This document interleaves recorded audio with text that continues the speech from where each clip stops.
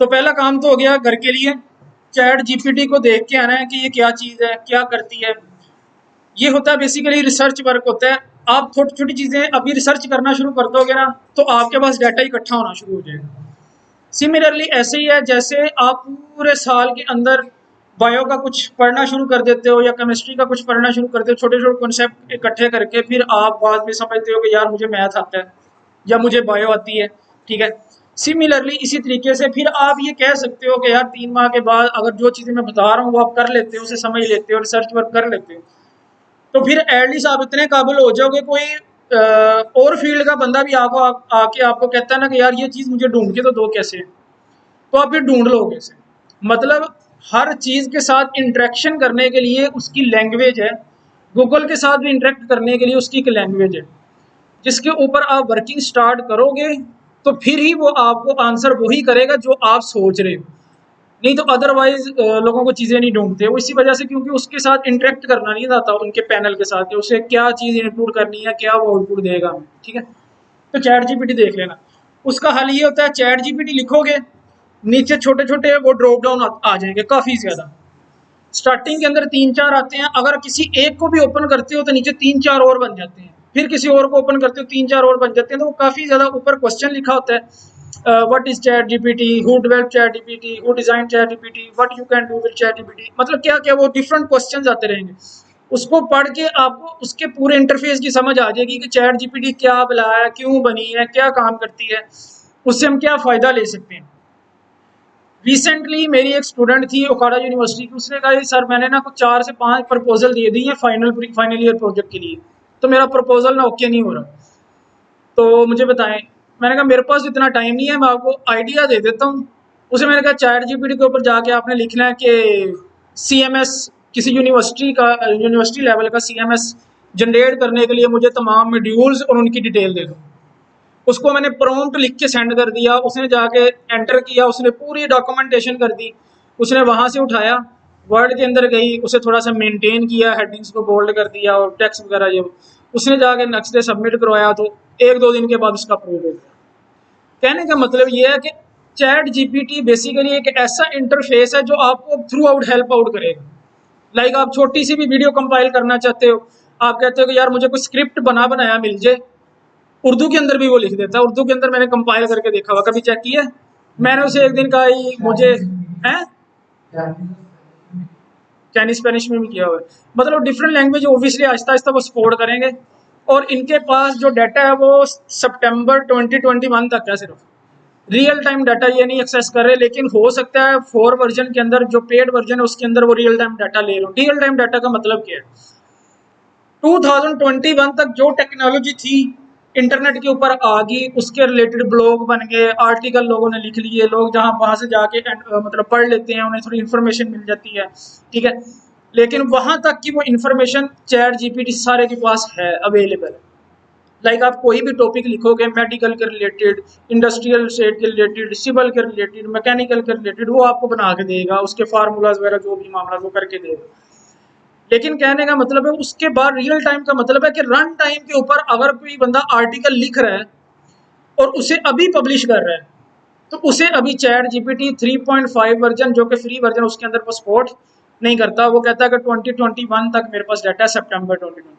तो ये थोड़ा सा चैट जीपीटी का मैंने भी बता दिया है, तो आप अपने बारे में जाके मतलब लिख सकते हो, कुछ लिखवा सकते हो। लाइक मैं कहता हूँ कि अगर मैं यूट्यूब चैनल बना रहा हूँ तो मैं कहूँगा कि यूट्यूब चैनल के लिए कोई मैं ये प्लेलिस्ट क्रिएट करने जा रहा हूँ, या जैसे हमारा वेब डेवलपमेंट क्या है, तो what is web development, write down in 100 characters या 100 वर्ड्स। तो 100 वर्ड्स के अंदर वो आप डिफरेंट टाइम मतलब जब भी आप क्लिक करोगे हर दफ़ा नया कुछ लिख के देगा, हर दफ़ा नया कुछ लिख के देगा, लेकिन लिख के सही देगा, वो नहीं गलत लिख के देगा, लिख के सही देता है। तो आप उसे स्क्रिप्ट क्रिएट कर सकते हो, कंटेंट राइटिंग कर सकते हो, ठीक है। अब तो लोग कंटेंट राइटिंग से भी कमा रहे हैं। खैर ये तो एक चैट जीपीटी एक ऐसी चीज़ है जो मैं बता दूँ रिसर्च वर्क के लिए। अब आज ये चीज़ें हम क्रिएट कर लेते हैं। लेक्चर रिकॉर्डिंग आपके साथ शेयर तभी होगी जिन जिन बच्चों का ईमेल एड्रेस मैंने ओके कहा हुआ है कि भाई ओके हो गया, ओके हो गया, ओके हो गया, ठीक है। अब जिन बच्चों को ग्रुप के अंदर ऐड नहीं किया गया वो आज के लेक्चर के बाद जाके मिलें, उनसे पूछें कि मुझे क्यों नहीं अभी तक ऐड किया, ठीक है। कुछ ऐड ना होने की ये रीज़न हो सकती है आपकी फ़ीस क्लियर नहीं हो सकती, ठीक है, या आपका उनके पास व्हाट्सएप नंबर नहीं होगा। अगर व्हाट्सएप नंबर मिसिंग है तो वो उन्हें जाके दो, ताकि लूप के अंदर आप रहोगे ना तो फिर ही आपको चीज़ों का पता चलेगा। कोई अनाउंसमेंट होती है कोई चीज़, या कोई मैं हेल्पिंग मटेरियल भेजता हूँ, कोई रेफरेंस मटेरियल भेजता हूँ, कोई छोटी सी वीडियो भेज देता हूँ आपको कि यार इस टॉपिक के ऊपर ये छोटी सी वीडियो अपने फ्री टाइम के ऊपर सिर्फ देख लो, ठीक है, उससे फ़ायदा हो जाएगा। अच्छा जी, ये हो गया हमारा एक फोल्डर लेक्चर 1, ये पहला होगा हमारा लेक्चर नंबर 1, ठीक है। अभी मैं ये क्रिएट करने जा रहा हूँ, इसको क्रिएट करने के दो मेथड हैं। या तो पहले आप अपने फाइल सिस्टम के अंदर जाके क्रिएट कर लो, लाइक यहाँ पे आके कंट्रोल शिफ्ट एन आपकी वहाँ पे थोड़ा सा प्रोजेक्टर की।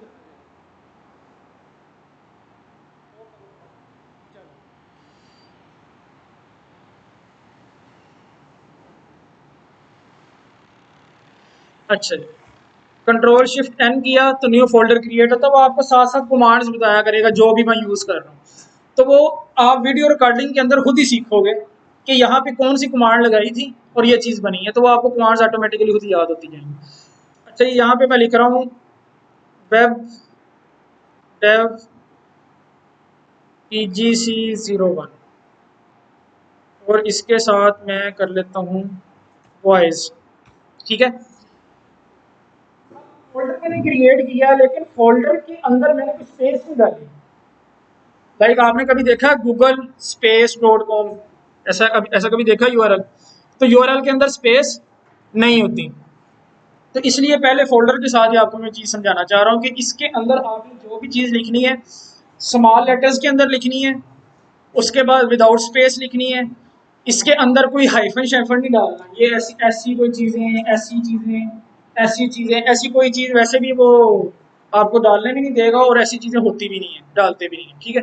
स्पेशल करेक्टर नहीं कहते हैं ये चीज़ डाल। इसके अंदर गया, इसके अंदर मैं एक फोल्डर क्रिएट कर रहा हूँ लेक्चर इम्प्लीमेंटेशन, ठीक है। एक और फोल्डर क्रिएट कर रहा हूँ लेक्चर, या लेक्चर्स कर लो, लेक्चर रिकॉर्डिंग कर लो, ठीक है। लेक्चर इम्प्लीमेंटेशन के अंदर हमने फिलहाल आज का काम स्टार्ट करना है। लेक्चर इम्प्लीमेंटेशन मैंने बताया ना, अब इसके अंदर जैसे जैसे हम ग्रेजुअली पढ़ते जाएंगे लेक्चर 1, आज फिलहाल मैं लेक्चर 1 ही रख रहा हूँ क्योंकि इम्प्लीमेंटेशन हमारा आज ही स्टार्ट हो रहा है। हम कोशिश करेंगे जो पीछे प्रैक्टिकली बताया हुआ था उसे आज कंप्लीट कर, ठीक है। मुश्किल कुछ नहीं है, बड़ा आसान है, अभी आपको थोड़ी सी अंडरस्टैंडिंग भी हो जाएगी। Control shift N lecture number 01, ठीक है, लेक्चर 01 बना लिया। अब ये लेक्चर नंबर 1 मैंने बना लिया यहाँ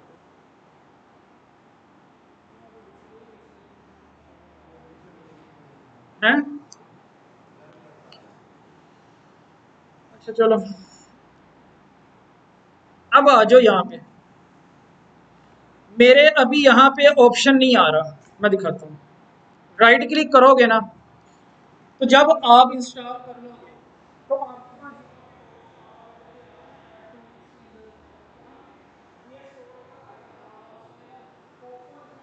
कोड,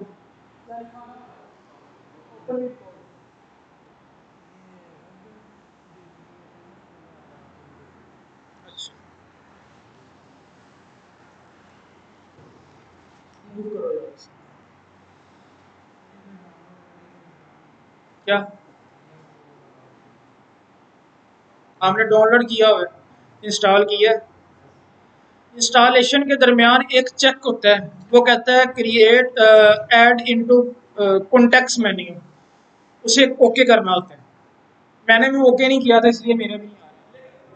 कोई इतनी कोई रॉकेट साइंस नहीं है उसके अंदर, मैं बताता हूँ। ये देखो VS कोड कैसे ओपन कर लेना है, ओपन कर लिया, अभी आपके सामने आ जाता है। हो गया ओपन। इसके अंदर हर दफा जब लेक्चर 1 जब भी हम बनाएंगे ना, तो ऑब्वियसली जब हम नेक्स्ट हमने क्या किया करना है, जो लेक्चर वहां पे क्रिएट किया है इसे यहां से पकड़ना है और ड्रैग करके इसके अंदर फेंक देना है। बस इतना काम। लेक्चर 01 यहाँ पे आ गए, ठीक है। अब ये यहाँ पे बढ़ा करके दिखा रहा है, वो उसका सॉफ्टवेयर के एंड के ऊपर, पीछे हमने छोटा ही लिखा है इसे, और आपने इसके ऊपर क्लिक करके आई ट्रस्ट द ऑथर ये कर देना। लेक्चर 1 के अंदर ये स्पेस है उसकी। अब लेक्चर 1 को, इसको मैं रिमूव कर रहा हूँ, अब लेक्चर 1 बना रहा हूँ। ये लेक्चर 1 का फोल्डर है, लेक्चर 1 का फोल्डर है। इसको बना के भला क्यों दिखा रहा हूँ? क्योंकि पूरे कोर्स के अंदर जो एक कॉन्सेप्ट चल रहा है ना, वो आप 10वें लेक्चर के अंदर जाके समझो, उसे पहले दिन ही समझ लो कि चीज़ें मेंटेन कैसे होती हैं किसी वेबसाइट के। ठीक है, फोल्डर हायरार्की क्या होती है, उसका स्ट्रक्चर क्या होता है, इमेजेस कैसे मेंटेन कर रहे हैं, उसकी वीडियोस कैसे मेंटेन कर रहे हैं, उसकी सीएसएस कैसे मेंटेन कर रहे हैं, उसकी जावास्क्रिप्ट को कैसे मेंटेन कर रहे हैं। जब भी कोई वेबसाइट बनती है तो उसके फर्स्ट पेज को क्या नाम देते हैं, किसी को पता हो? बनता तो होम पेज है ना, समझ लो कि होम पेज उसके, लेकिन उसका जो कन्वेंशन जो यूज होती है वो होती है इंडेक्स। कभी किसी ने किसी से ये सुनी है कि यार मैंने वेबसाइट मेरी वेबसाइट की इंडेक्सिंग करवा दो? ऑब्वियसली, क्योंकि आपकी वो फील्ड नहीं है। लेकिन होता यही है कि जब हम एसईओ करवाते हैं ना, एसईओ या किसी भी वेबसाइट को ऑनलाइन करवाते हैं, तो हम उसे कहते हैं मेरी वेबसाइट की इंडेक्सिंग कर दो। इंडेक्सिंग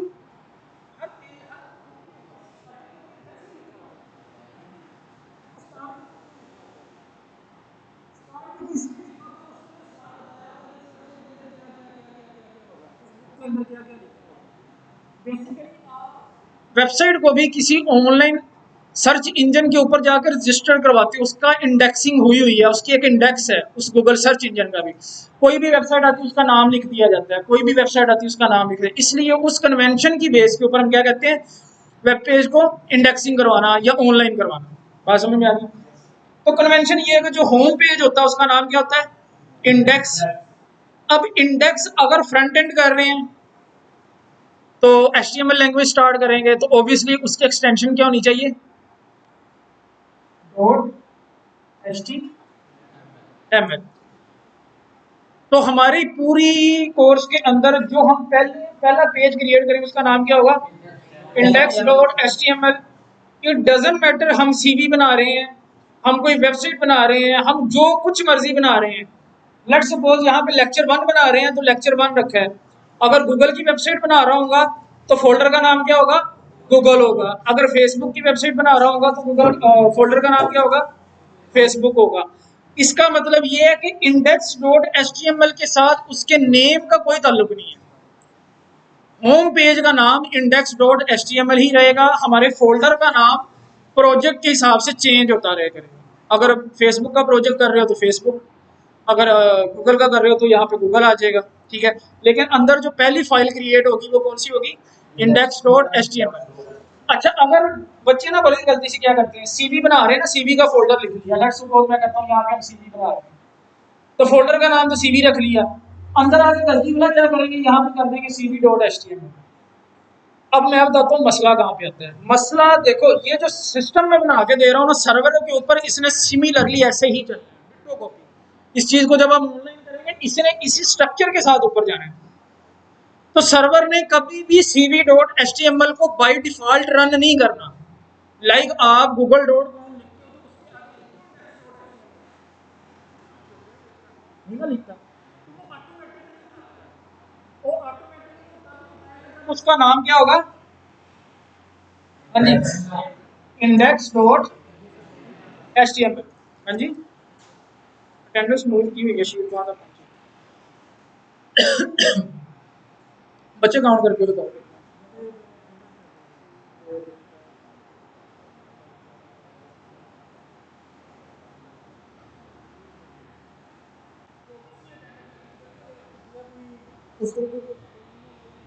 असेसमेंट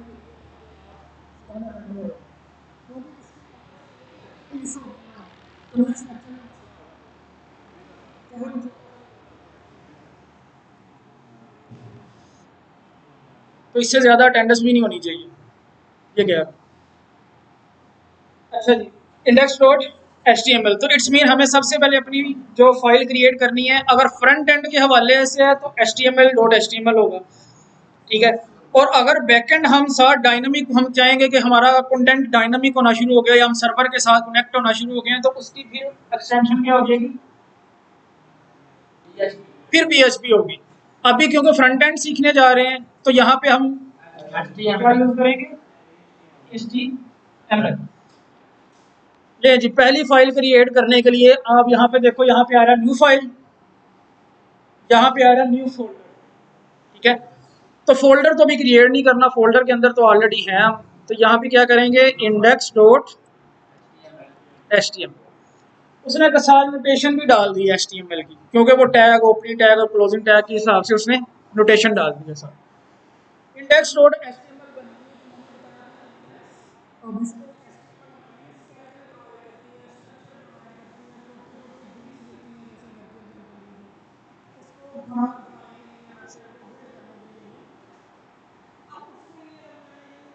बताई थी कि एक वेबसाइट है तो उससे दो हिस्सों के अंदर डिवाइड करते हैं, जैसे ह्यूमन बॉडी को दो हिस्सों के अंदर डिवाइड किया हुआ है। सबसे पहले इसका हेड, दूसरा उसका बॉडी, ठीक है। अगर इस स्पीशीज का नाम करूं, अगर मैं इसको क्लासीफाई करूं तो तो उनको मैं कहूंगा ये, और उसके अंदर ये, राइट। तो सिमिलरली HTML के अंदर मैंने एक और वेबसाइट बताई थी, emmet.io बताई थी। यहाँ पे आप शिफ्ट दबा के वन दबाओगे, शिफ्ट दबा के वन दबाओगे तो उसके साथ ये साइन ऊपर लिखा होता है। अब जिसके पास लैपटॉप है या जिनके करीब करीब लैपटॉप है वो देख लो, शिफ्ट दबा के वन दबाओगे तो उसके ऊपर ये साइन,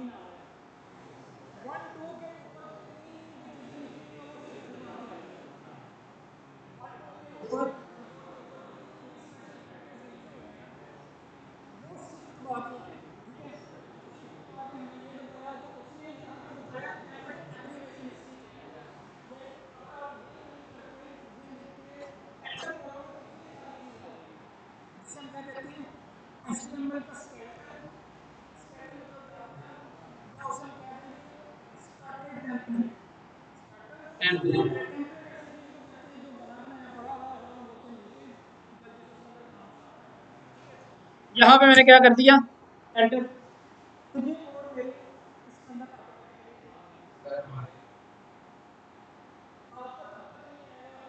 पहले आ जाओ, वापस आ जाओ। ये एक्सटेंशन पैनल आ रहा होगा आपके पास, इस एक्सटेंशन पैनल के अंदर जाके लिखो लाइव सर्वर।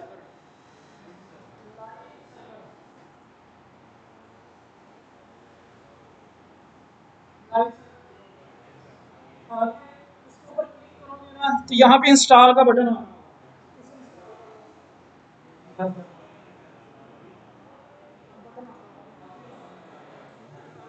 कलर का ये सबसे टॉप के ऊपर आएगा, ये देखो।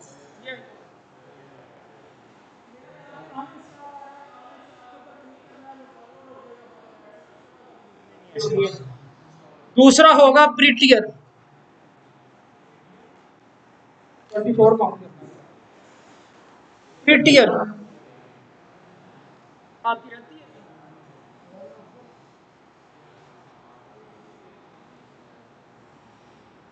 प्रीटियर।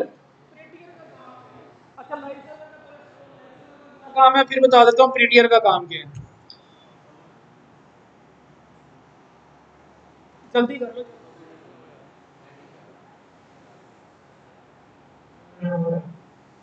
वो पीछे भी दे दो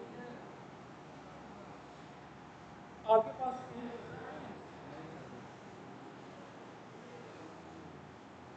अब कल से अलग क्या करना है, मेरे काम से पहले पहले अटेंडेंस लगवा लेना।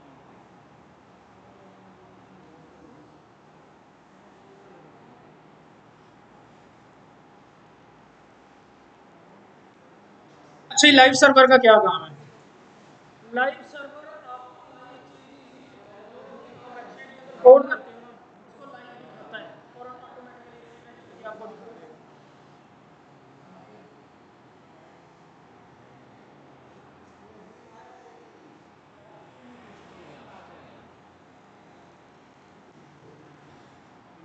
लाइव सर्वर क्या करेगा, आपने जो जितना भी करना है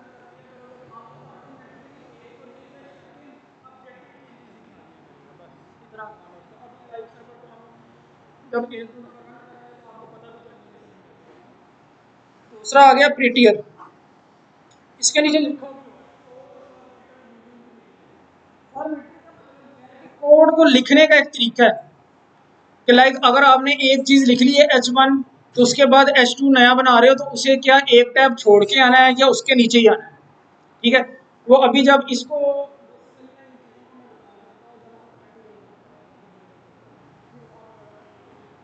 तो ये दो एक्सटेंशन आपने कर लेनी है, प्रीटियर और लाइव सर्वर।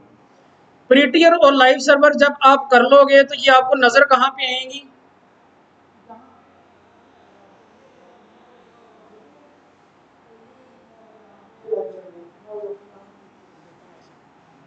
गो लाइव लिखा हुआ है इस जगह पे और नीचे लिखा हुआ प्रीटियर, ये आपको नजर आ जाएगा अपने पैनल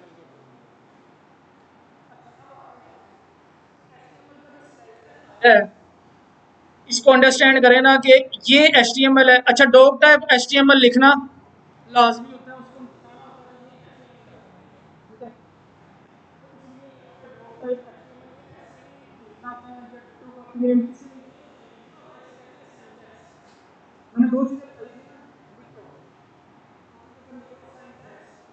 और लॉजिक। सिंटैक्स क्या होता है, किसी भी लैंग्वेज को लिखने का तरीका।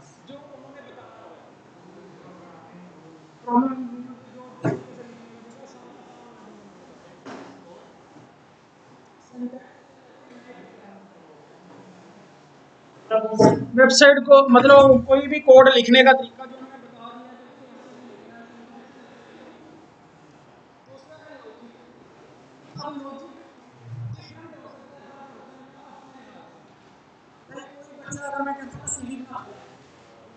तो कुछ कोई बच्चे करेंगे, कोई इमेज लगा देगा अपनी, कोई अपना कोई डेट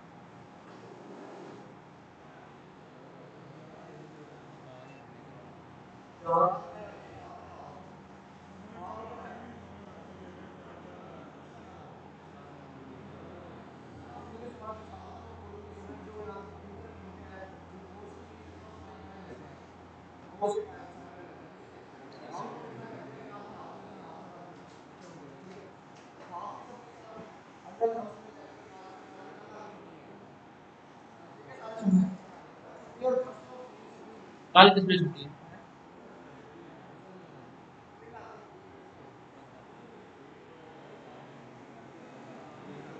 साढ़े काम फ्लोर का कितनी देनी दसो ना देनी कितनी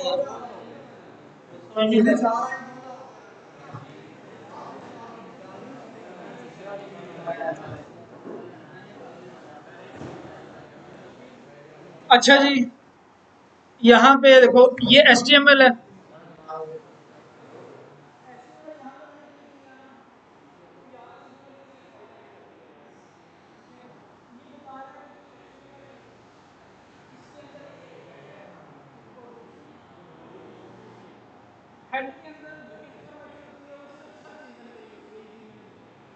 लाइक अगर मैं आपसे कोई चीज़ पूछना चाहता हूँ तो मैं आपसे पूछूंगा कि भैया आपका नाम क्या है, तो आप अपने हेड से बताओगे कि मेरा नाम है, ठीक है। इसके अलावा कोई भी चीज़ आपके माइंड में चल रही है वो सिर्फ आपके एंड तक है, या आपसे कोई डिस्कस करेगा या कोई आपसे पूछेगा तो आप बताओगे, अदरवाइज आप नहीं बताओगे।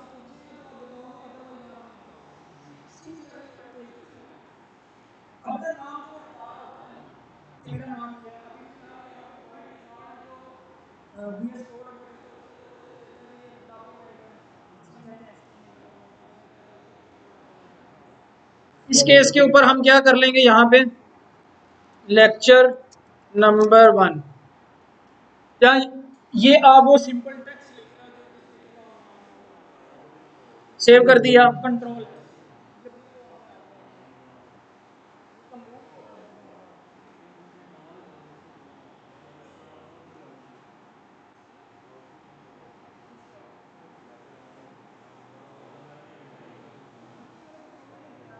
ये यहाँ पे क्लिक करें, UTF 8 लिखा हुआ है, यूनिट एसेट, ये होती है मशीन लैंग्वेज जो ऑक्टोनट के अंदर जिस तरीके से हम कोई भी प्रोसेसर जैसे उसमें जा रहे हैं उसकी कंपैरेटिवली उसमें थोड़ी सी होती है। दूसरे नंबर पे आ रहा है view port, web web page. अगर व्यू पोर्ट का नाम मैं बताऊं, व्यू पोर्ट के डेफिनेटली वो किसी भी डिवाइस की विड्थ और हाइट जो हमें सामने नजर आती है उसे क्या कहते हैं, व्यू पोर्ट। जैसे लैपटॉप पे सपोज करो अपनी मर्जी का व्यू है, ये मेरा लैपटॉप है ना, उसकी स्क्रीन यहाँ से लेकर यहाँ तक विड्थ है और यहाँ से लेकर यहाँ तक हाइट है, जो चीज़ मुझे विजिबल है उसे क्या कहते हैं, व्यू पोर्ट कहते हैं। मोबाइल के केस के अंदर उसकी स्क्रीन विजिबल है, वो क्या है, उसकी व्यू पोर्ट है। तो इट्स मीन व्यू पोर्ट की डिफरेंट विड्थ होती हैं, डिफरेंट हाइट्स होती हैं। लाइक अगर स्मॉल डिवाइसेस की बात करूँ तो मोबाइल की हाइट ज़्यादा होती है, विड्थ कम होती है। आईपैड की बात करूँ उसकी हाइट ज़्यादा होती है, विड्थ कम होती है। अगर डेस्कटॉप की बात करूँ उसकी हाइट कम होती है और विड्थ ज़्यादा होती है। तो मतलब हर व्यू पोर्ट की विड्थ और हाइट डिफरेंट होती है। तो व्यू पोर्ट विड्थ और हाइट लिखना उसने ये नहीं बताया कि यहाँ पे मोबाइल की व्यू पोर्ट की बात हो रही है, आईपैड की व्यू पोर्ट की बात हो रही है या डेस्कटॉप की, किसी की भी नहीं। उसके बाद जो भी व्यू पोर्ट है ना उसकी जितनी भी ना उसकी डिवाइस में जितनी भी ना उसकी वेबसाइट की विड्थ उतनी ही होगी। मतलब हम क्या सीखने जा रहे हैं, responsive web development. Responsive web development सीखने जा रहे हैं कि मोबाइल के ऊपर अपनी मर्जी से पेज के लेआउट को चेंज करने, आईपैड के ऊपर भी अपनी मर्जी से चेंज करने और डेस्कटॉप को अपनी मर्जी से। हम बनाएंगे यही वेबसाइट, लेकिन मोबाइल के अंदर ऐसे नजर आएगी जैसे ऐप चल रही है, आईपैड के ऊपर ऐसे नजर आएगी जैसे उसका कोई छोटा सा सिस्टम डिजाइन हुआ हुआ है, ठीक है। आप अपनी मर्जी से डिफरेंट प्लेसेस के ऊपर डिफरेंट व्यू पोर्ट के ऊपर अपनी मर्जी से लेआउट क्रिएट कर सकते हैं, लाइक अपने लॉजिक से। लेट्स सपोज मैं कहता हूँ एक एग्जांपल के तौर पे, एक मेरा पेज है ये वाला,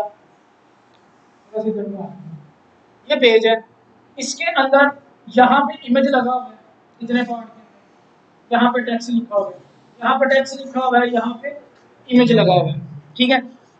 अब मोबाइल व्यू के ऊपर जनरल सेंस पूछ रहा हूँ, इसका हमारे कोर्स से कुछ लेना देना नहीं है जो मैं पूछने लगा। ये मेरा डेस्कटॉप वर्जन था। मोबाइल के अंदर ये चीजें कैसे नजर आनी चाहिए, लाइक अपना अपना लॉजिक है ना आपका, बताओ कैसे नजर आनी चाहिए। बिल्कुल ऐसे ही नजर नहीं आ सकती है क्योंकि उसकी व्यू पोर्ट छोटी होती है। उसके अंदर अगर यहाँ पे रिटन टेक्स्ट और इमेज को साथ देखो ना यार, इतनी छोटी व्यू पोर्ट के ऊपर क्या इमेज और टेक्स्ट को मैं सेटिंग कर सकता हूँ। हाँ जी एग्जैक्टली, इमेज ऊपर आ जाएगी, टेक्स्ट नीचे आ जाएगा, और नीचे वाले के केस के अंदर ऊपर टेक्स्ट नहीं आएगा, ऊपर इमेज ही आनी चाहिए। क्योंकि इस टेक्स्ट को इस टेक्स्ट के साथ मिला देंगे ना तो उसे पता ही नहीं चलना कि इससे रिलेटेड इमेज कौन सी है। बात समझ में आई? तो ये लॉजिक है ना। तो मुझे समझ लगी कि यार पहले इमेज आ रही थी फिर टेक्स्ट आ रहा था, तो मुझे पता चल गया कि इस इमेज के साथ ये वाली चीज है। अब यहाँ पे डिजाइन बनाने के लिए उसने अपना लॉजिक क्रिएट किया हुआ था कि यार एक इमेज इस साइड पे आए, एक इमेज इस साइड पे आए तो अच्छा लगेगा। लेकिन मोबाइल के ऊपर ये जाके मसला करेगा, क्योंकि रेंडर होना इस तरीके से जैसे बना होगा। अगर मैं मुझे बताओ ये नीचे वाला टैक्स इसके साथ है या नीचे वाले के साथ है, नहीं समझ आ रही ना। तो लॉजिक हमारा क्या टैक्स, तो ये हम अपनी मर्जी से चेंज करें, यही चीज हम सीखने जा रहे हैं।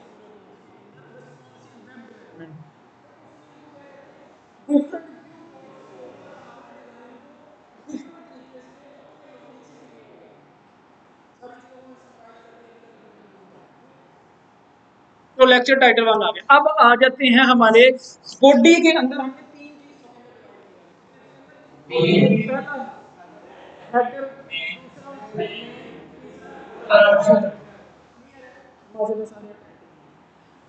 अच्छा यहाँ पे मैं लिख रहा हूँ जी एमिट कोड लिखने का तरीका।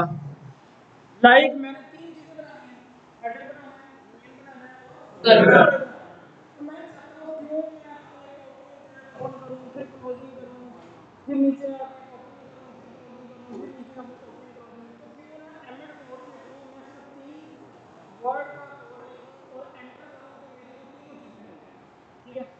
उसको करने का तरीका क्या है। हमने क्या लिखना है जी, हेडर सबसे पहले,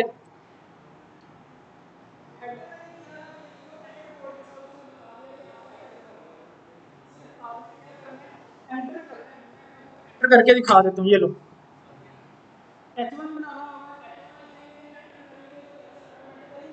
एंटर। ये तो हो गया हेडर। अब मैं चाहता हूँ इस बॉडी के अंदर मैंने बताया एमिट कोड को सबसे पहला चाइल्ड क्या बने, बॉडी याद रखना है, बार बार चलेगा, ठीक है। यहाँ पर मेरे कौन सा बॉडी है, बॉडी के अंदर मैं कहता हूँ हेडर बनाओ प्लस एक चाइल्ड हो गया, इसके साथ ही एक और चाइल्ड क्रिएट कर दो, प्लस का मतलब है एक और चाइल्ड क्रिएट कर दो, फिर प्लस लगाऊंगा तो एक और चाइल्ड क्रिएट कर दो। तो हमने कितने चाइल्ड क्रिएट करनी है, तीन। Header plus main plus enter.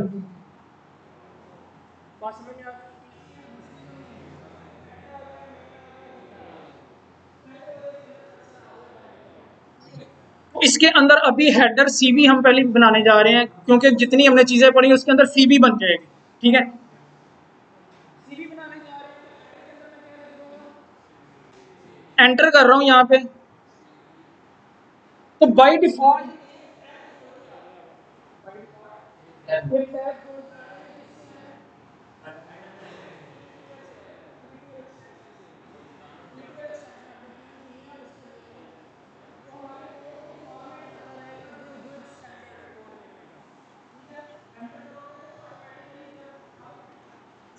वो मैं पहले लिखता हूँ, सीवी लिखना है ना, मैं यहाँ पे लिख देता हूँ हेडिंग 1। हेडिंग 1 के अंदर मैंने लिख दिया सीवी।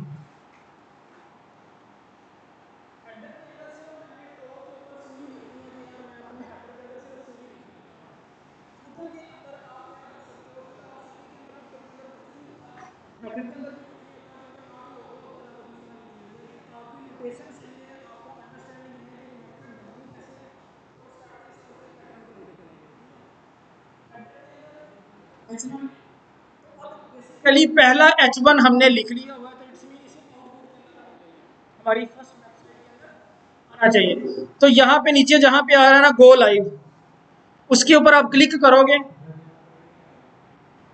आपका लाइव सर्वर इंस्टॉल होगा। यहाँ पे सीवी लिखा आ रहा है, H1 के अंदर सीवी लिखा हुआ आ गया है। हाँ जी, H1 बाई डिफॉल्ट इतना ही आता है, इससे बड़ा नहीं आता, ठीक है। इससे बड़ा अगर लेके आना है तो वो हमारा कौन काम करेगा, CSS, जिससे हम ब्यूटीफाई करते हैं चीज़ों।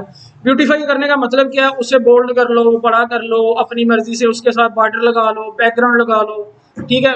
जो चीज़ आपके माइंड में आती है, जो वेबसाइट के ऊपर एक कंटेंट लिखा हुआ देखा है उसके ऊपर शेडो क्रिएट कर लो, वो सारी चीज़ें आप CSS के थ्रू करेंगे। अभी टॉपिक हमारा सिर्फ HTML है, सिर्फ HTML को सीखना है कि उसको लिखने का तरीका क्या है और उसको कोड करने का तरीका क्या, और आउटपुट कैसे आती है। और जो चीज़ यहाँ पे मैं अभी थोड़ा सा डिज़ाइन करूँगा, वो चीज़ हमने सिर्फ HTML कोड के अंदर ही बनाते हुए इतना अंडरस्टैंड कर लेना है कि मैं जो चीज़ बना रहा हूँ उसकी आउटपुट यही आनी चाहिए, मतलब ये वाला कॉन्फिडेंस रखना है। अभी थोड़ी एक चीज़ बनाऊंगा। फर्स्ट सेक्शन कौन सा होता है जी, अगर मैं मेन की बात करूं, अब मेन के अंदर आ जाएंगे ना, तो मेन के अंदर CV के अंदर कितने सेक्शंस हो सकते हैं। सबसे पहले आ जाएगा यूजर इन्फो का, जिसके अंदर उसकी इमेज आ रही होगी, नेम आ रहा होगा, उसका फोन नंबर आ रहा होगा, उसकी डेट ऑफ बर्थ आ रही होगी, ईमेल एड्रेस आ रहा होगा, ठीक है। दूसरा हो जाएगा उसका ऑब्जेक्टिव, ठीक है। थर्ड हो जाएगा उसका एक्सपीरियंस, फोर्थ हो जाएगा उसका एप्लीकेशन, फिफ्थ हो जाएगा उसका स्किल्स, सेवन हो जाएगा उसका हॉबीज, एट हो जाएगा उसका रेफरेंसेस, ठीक है। References will be provided on demand by the अगर आप रेफरेंस किसी का देना चाहते हो। रेफरेंस वैसे होता क्या है, किसी कंपनी के बारे में, किसी पर्सन से लीगल सिफारिश करना। इलीगल लफ्ज नहीं बोला मैंने, लीगल सिफारिश इलीगल लीगल सिफारिश क्या होती है, लाइक मैंने बताया आपको कुछ कॉलेज के अंदर एक उसको है एस्पायर्ड वाले का आपने कहा कि हमें भी कोर्स करवाना है, तो मैं आपको साथ में कोर्स करवाऊंगा, तो मैं आपको CV दूंगा। CV के नीचे रेफरेंस के अंदर मैं बताऊंगा आपको किस कॉलेज का नंबर दे दूंगा। तो वो क्या करेंगे, या तो वो कॉलेज से रिलेटेड करेंगे, जैसे तरीके के बारे में पूछेंगे, टीचर का कैरेक्टर कैसा है, टीचर स्ट्रिक्ट पढ़ाता कि नहीं पढ़ाता, रेगुलर आता कि नहीं आता, बच्चों को मतलब अपने कंट्रोल करता कि नहीं, उसका आपकी क्लास होता है, ये चीज़ें होती हैं, इसको ट्रेन करना है। तो बेसिकली वो मैंने एक लीगल तरीके से बता रहे होंगे कि यार इस पर्सन का ये सारी चीज़ें ठीक है, तो इसका रेफरेंस सही है, तो इसलिए रेफरेंस देना ज़रूरी होता है, ताकि पिछली ऑर्गेनाइजेशन जितनी भी हैं उनसे वो कॉन्टेक्ट करके पूछ ले रेलिवेंस, तो ये रेफरेंस होता है। मैंने बताया टोटल कितने बनाए हमने, 7 सेक्शन या 8 सेक्शन। तो इट्स मीन मुझे मेल के अंदर कितने सेक्शन क्रिएट करने हैं, 7 या 8, 7 की हम बात करें, 7 क्रिएट करते हैं। 7 के सेक्शंस के अंदर मुझे ये भी पता है सबकी हेडिंग्स क्या है, यूजर इनफो हो गया, एक्सपीरियंस हो गया, एजुकेशन हो गया, इट्स मीन हर सेक्शन के अंदर हेडिंग आएगी। और ये चीज़ मैंने बताई हुई है एसईओ के रिलेटेड, हर वेबसाइट के अंदर 6 हेडिंग्स का होना लाजमी है वेब पेज के अंदर। अगर नहीं किसी ने लिखा तो दोबारा लिख लें। हर जो इंडेक्स पेज होता है उसके ऊपर 6 हेडिंग्स का आना लाजमी है, एक सीक्वेंस के साथ। मतलब पहले H1 है, H1 A, H2, 3, 4, 5, 5, 5 और 6। अगर रिपीट 3 मरतबा हो जाए तो तरतीब के साथ, जैसे S1 का होता है S1 के बाद S स्टार्ट हो जाए, S1 A, number 2, her section के अंदर एक हेडिंग होना लाजमी है। तो इसलिए 7 सेक्शन बना रहे हैं, सब के अंदर 7 हेडिंग आएंगी। M4 क्या बनेगा, M4 क्या बनेगा,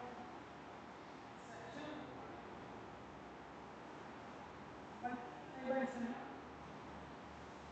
मल्टीप्लाई बाय 7, मल्टीप्लाई बाय 7। अब ये नहीं मैं लिखूंगा section plus section plus section plus, अभी तो यही पढ़ा ना हमने, header plus name plus footer. लेकिन अगर एक सेक्शन को ही 7 मरतबा लेते हैं ना, तो मल्टीप्लाई बाय 7। इसके अंदर चले जाओ, हर सेक्शन के अंदर चले जाओ और क्या डाल दो,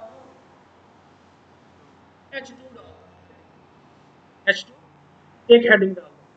अब क्योंकि ये CV है, प्लेन HTML है, इसको हम ब्यूटीफाई नहीं कर सकते, इसलिए मैं किसी हेडिंग को एक सीक्वेंस के साथ नहीं लेके चलूंगा, क्योंकि मुझे सारी हेडिंग सेम ही चलनी है। तो वो या तो मैं H1 यूज़ कर रहा हूँगा, या सब जगह पे H2 यूज़ कर रहा हूँगा, या HTML यूज़ कर रहा हूँगा, ठीक है। तो मैंने क्या यूज़ किया है, HTML यूज़ किया है, ठीक है। तो हर सेक्शन के अंदर 7 सेक्शंस बनेंगे और 7 सेक्शंस के अंदर एक हेडिंग क्रिएट हो जाएगी। इससे उससे पहले, इसको क्रिएट करने से पहले, अगर ये सारी चीज़ें मैं क्रिएट कर लेता हूँ, तो उसके बाद मैं चीज़ों को फाइंड करना नहीं मुश्किल हो जाएगा। लाइक मुझे पता चलेगा कौन सा सेक्शन कहाँ से ओपन हो रहा है, कौन सा सेक्शन कहाँ पे क्लोज हो रहा है, कौन सा कहाँ से ओपन हो रहा है, कौन सा कहाँ से क्लोज हो रहा है। तो इसलिए HTML के अंदर एक और कोडिंग ब्लॉक होता है जिसे हम कहते हैं HTML comment. HTML comment, comment क्या होता है, उसका आउटपुट के साथ कोई ताल्लुक नहीं होता, वो सिर्फ कोडर के लिए होता है, डेवलपर्स के लिए होता है, आपके लिए होता है, जो या आने वाले बाद वाले डेवलपर्स के लिए होता है। लाइक एक कोड और लिख दूंगा ये कैसे, मेरे पास आ जाती है।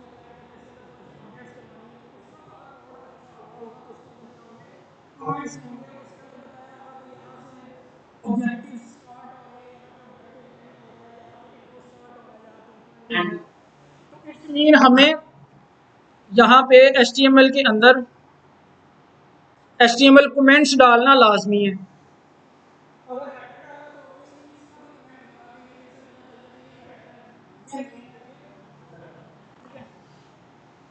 तो यहाँ पे मैंने लिखा हेडर कंट्रोल फॉरवर्ड स्लैश क्या।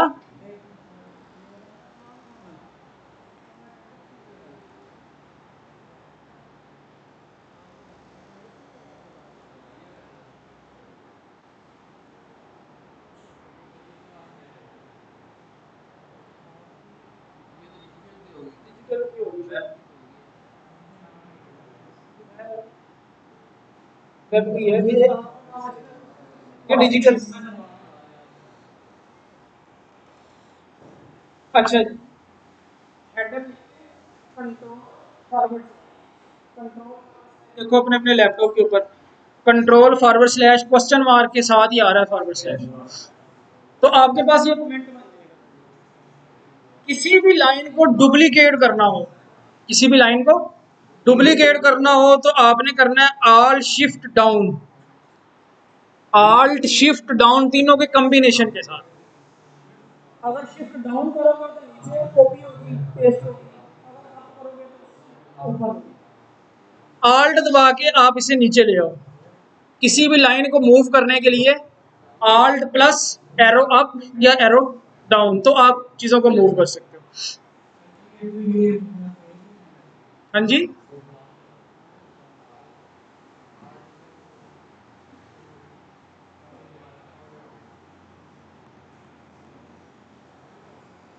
हाँ जी, खत्म कर लो इसे। किसकी है कॉल?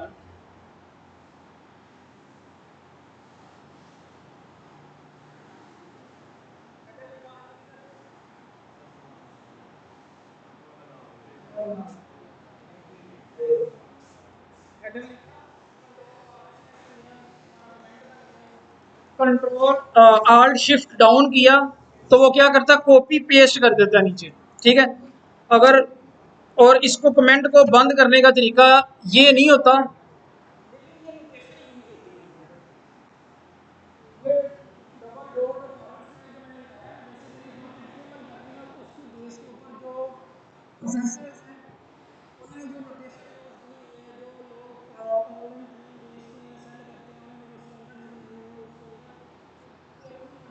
लोग ऐसे करते हैं, कुछ लोग ऐसे कर देते हैं, इससे बड़ा क्या होता है? और डबल,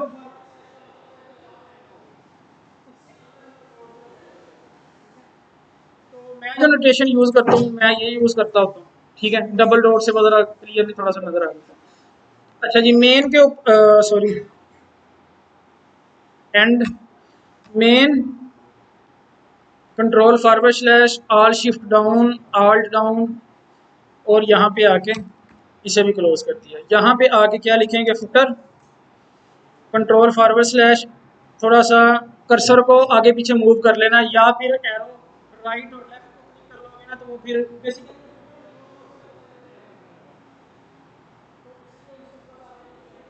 कंट्रोल फॉरवर्ड स्लैश कर लो। Alt shift down alt down और ये। हाँ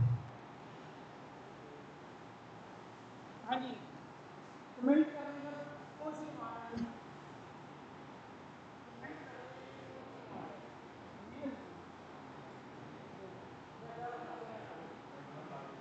कंट्रोल ऐसे होते हैं। कंट्रोल प्लस प्लस का मतलब है दोनों का कॉम्बिनेशन है, दो कीज इकट्ठी दबानी है। ठीक है,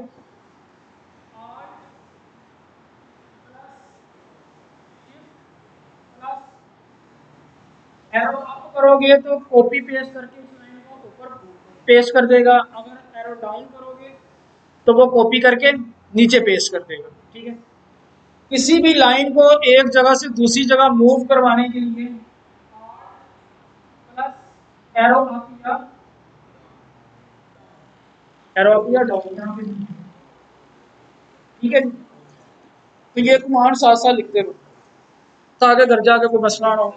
सिर्फ ये कमांड्स ही आप भूलोगे, अदरवाइज तो करने का मुश्किल नहीं है। हाँ जी, क्या पूछ रहे हो? दोबारा बताना क्या है, बार बार होना है ये, दोबारा नहीं बताना। अभी आएंगे ना नेक्स्ट सेक्शन के ऊपर, दोबारा बनाएंगे इसे। अच्छा जी, मेन के अंदर आगे।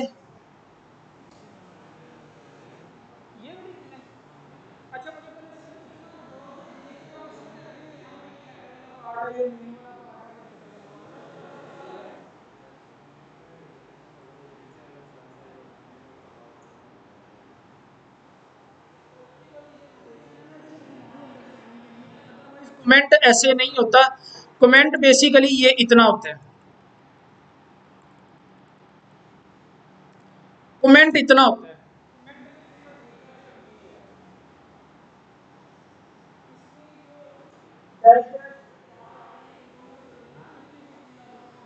तो वो कमेंट का पार्ट है, अदरवाइज वैसे मतलब वो इसलिए कंट्रोल जी करोगे तो आप वापस उसी जगह पे चले जाओगे जो आपने किया होगा। ठीक है, मेन के अंदर है जी 7 सेक्शन बनाने हैं। ठीक है, अब 7 सेक्शन तो मैं बना लूंगा, लेकिन हर सेक्शन का कमेंट नहीं मैं क्रिएट कर सकता, कमेंट मुझे खुद ही लिखने पड़ेंगे। ठीक है, तो क्या करते हैं, सबसे पहले section multiply by 7 into H2। देखो क्या बनाएंगे हम,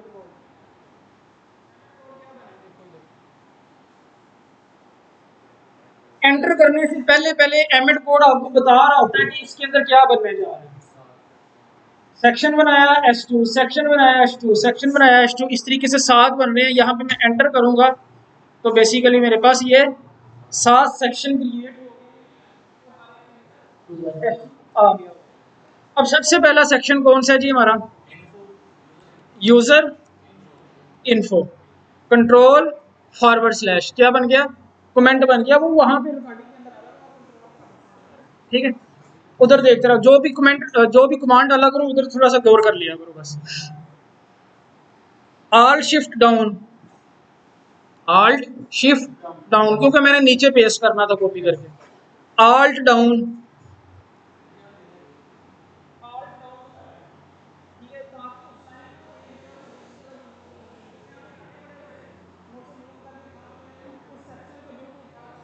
पता चल जाए कि यहाँ पे ये सेक्शन क्लोज हो रहा है।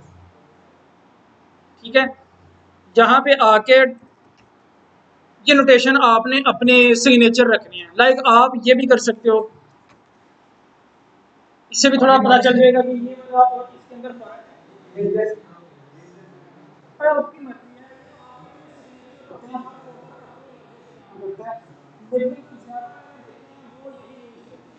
ये बात, ये बात। ठीक है, मैं तो यही यूज करता हूँ। देख लो आपने डबल फॉरवर्ड स्लैश करना है या ये वाला करना है, आपकी अपनी मर्जी। आल्ट क्यों लेके आया हूँ, सेक्शन ये वाला यहाँ तक ही है ना, पहला सेक्शन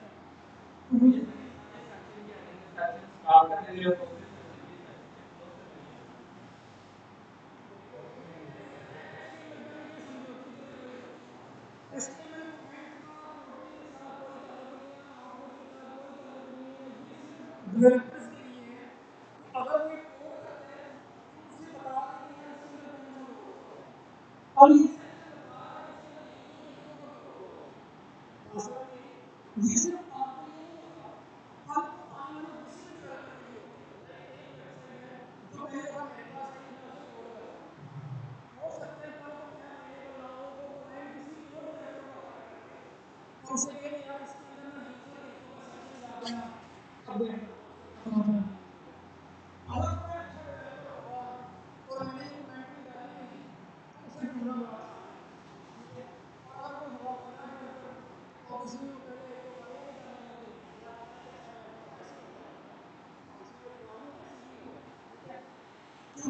कोई नया लेट्स सपोज मैं कोड किया, मैं दूसरा पर्सन हूँ, दूसरे पर्सन ने उसको ये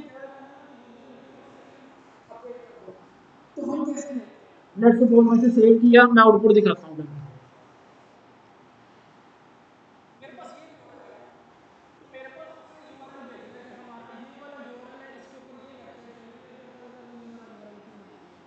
मैंने लोड कर लिया।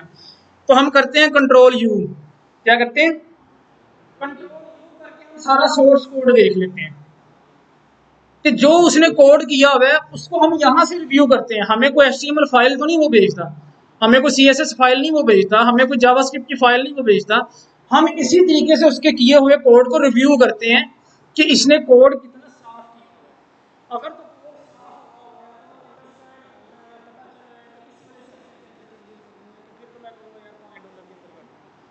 अगर कोड इतना बुरा हुआ है तो कोई चीज कहाँ पे जा रही है, कहाँ पे जा रही है।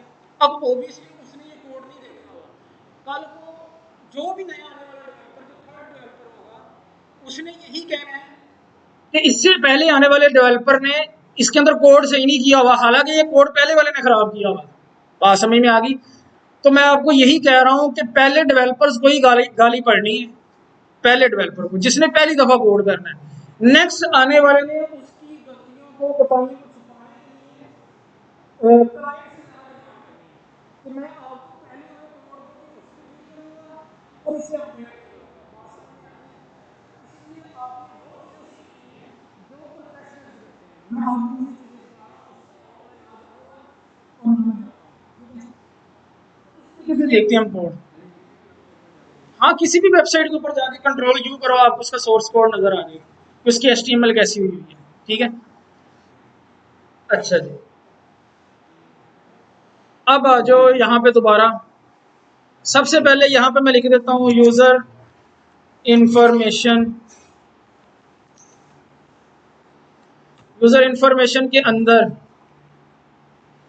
लेट्स सपोज मैं कहता हूँ सबसे पहले मैं उसकी इमेज डालना चाह रहा हूँ। सबसे पहले इमेज डालना चाह रहा हूँ, तो इमेज डालने का तरीका मैंने बताया था, I M G. I M G लिखेंगे, एंटर कर देंगे। आई एम अगर दो एट्रीब्यूट होते हैं किसी भी चीज की एक्स्ट्रा क्वालिटीज जो कि हिडन होती है। अगर 1890 या 1770 की चीज कोई पर्सन उठा के मैं ले आऊं और उसे मैं उस वर्ड के अंदर जोड़ दूं और उसे मैं कहूं कि यार ये क्या होता है, इसके अंदर कितने चीजें लगी हुई हैं, तो वो तो काम ही नहीं होगा। ये क्या बना है, ये कोई क्या कितने अजीब सी चीजें दी हैं। तो सिमिलरली वो उसके एट्रीब्यूट हैं, उसकी एडिशनल वैल्यूज है जिससे उसे बाहर भी मिल सकता है, इसके अंदर पैसेंजर बैठ सकते हैं। ये उसके एडिशनल एट्रीब्यूट्स हैं। उन्हीं इसी तरीके से हर एचटीएमएल टैग से डिफरेंट एट्रीब्यूट्स होते हैं जो लोगों को पता नहीं होते, उन्हें बताने होते हैं। राइट, उसका सोर्स होता है, सोर्स उसका कोई पाथ होता है जहाँ पे कोई उसको सेव नहीं कर सकता। आईएनजी एंटर, आईएनजी और एंटर करोगे तो ये लिख के आएगा। सोर्स उसका पाथ होता है और आर्ट टैग होता है बेसिकली कि अगर आपको बताओ किसी भी कनेक्शन के ऊपर अगर कोई लिंक नहीं वहां पे क्रैश हो गया तो वहां पे एक नोटेशन आती है इस तरह की,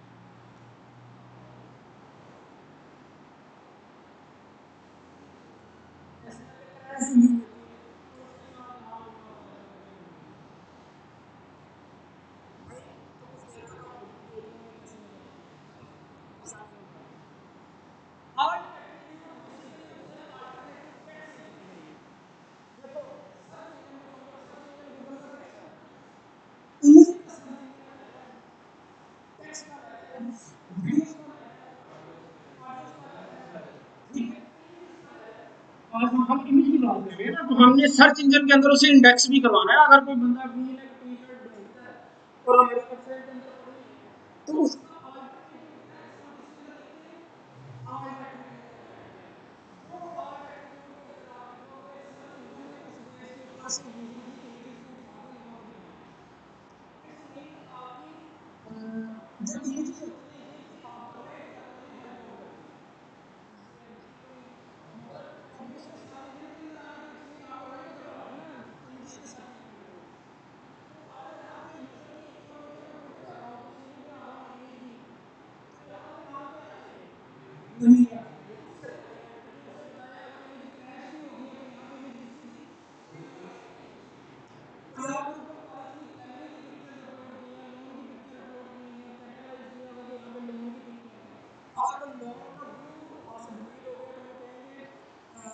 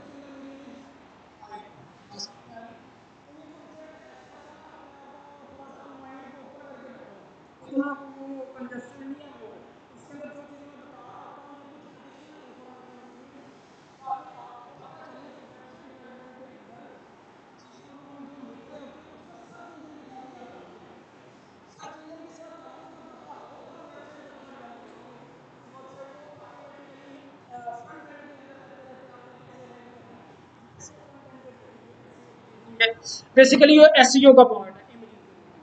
अच्छा, सोर्स, अब यहाँ पे यूजर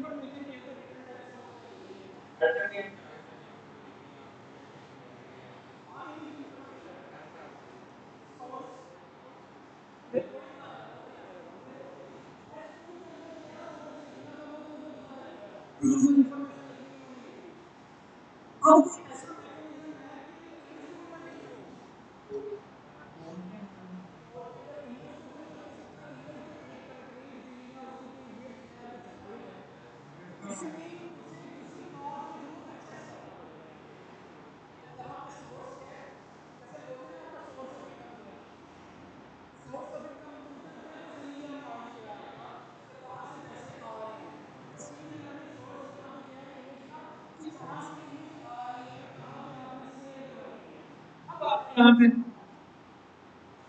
सीवी का लेक्चर था, इंडेक्स डॉट एचटीएमएल क्रिएट कर ली, कोड होना शुरू हो गया। अब आ गई बारी इमेज की। अभी मैं सिर्फ सीवी बना रहा हूँ, उसके अंदर एक इमेज हो सकती है। अगर मैं फेसबुक बनाऊं, कितनी इमेजेस हो सकती हैं? मिलियन ट्रिलियन के हिसाब से होंगी, देखते भी हो आप। तो इट्स मीन कुछ ऐसा तो नहीं होगा कि जहां पे इंडेक्स पड़ी हुई है वहां भी मिलियन ट्रिलियन इमेजेस फेंक दी होंगी। उन्होंने कुछ ऑर्गेनाइज किया होगा ना चीजों को। तो ऑर्गेनाइज करने के लिए यहाँ पे हम एक फोल्डर बनाएंगे, किसका? इमेजेस का।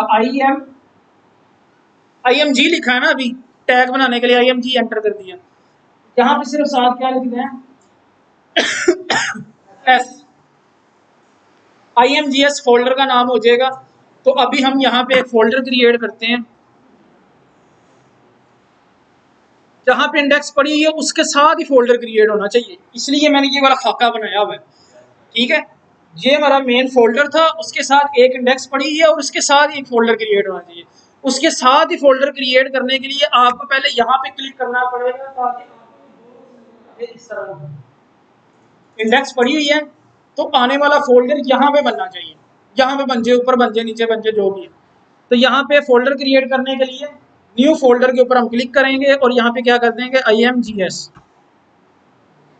तो एक फोल्डर क्रिएट हो गया IMGS का। इसको अगर हम ओपन करेंगे तो इसके अंदर अभी फिलहाल कुछ भी नहीं है, क्योंकि कोई चीज हमने रखी नहीं हुई। अब ये हमने एडिटर के अंदर किया था, अपने फाइल मैनेजर के अंदर, यहाँ पे क्रिएट किया था। अब ये जो फोल्डर बन गया है, ये मैंने एडिटर के अंदर उसे बनाया है, और एडिटर के अंदर आ जाता है। तो इसमें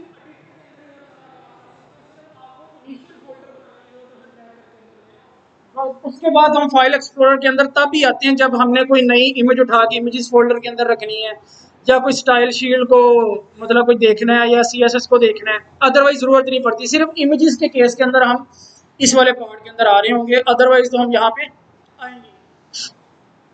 हाँ, इमेजेस के अंदर कोई एक इमेज रख लेते हैं। लेट्स सपोज ये वाला इमेज है, कॉपी किया इसे और अपने इमेजेस के फोल्डर के अंदर जाके इसे रख लिया, और यहाँ पे मैं कर देता हूँ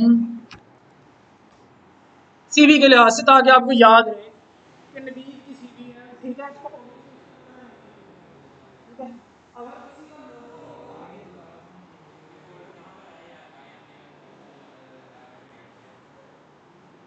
यहाँ पे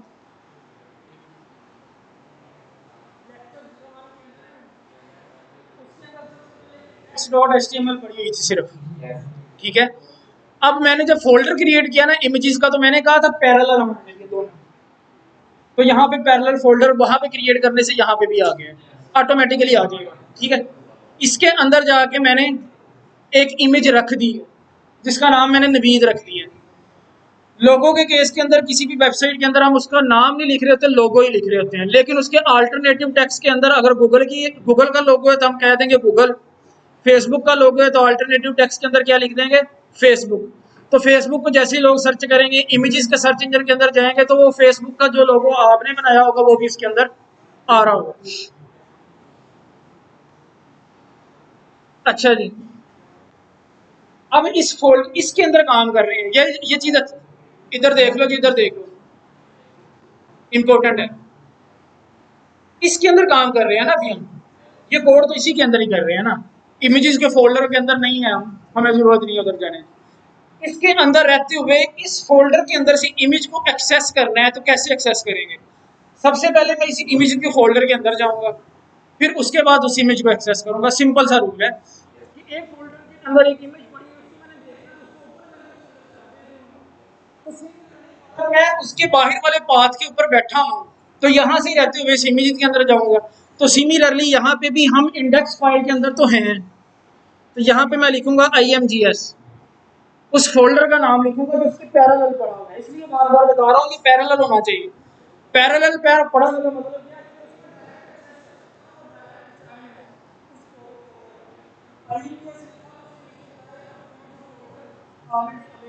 के ऊपर मैंने क्लिक किया,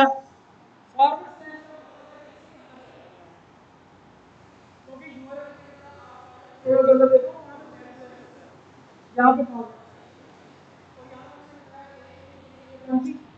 डॉट png, तो इसके ऊपर मैंने क्लिक कर लिया। अल्टरनेटिव टेक्स्ट के अंदर क्या लिख दूंगा,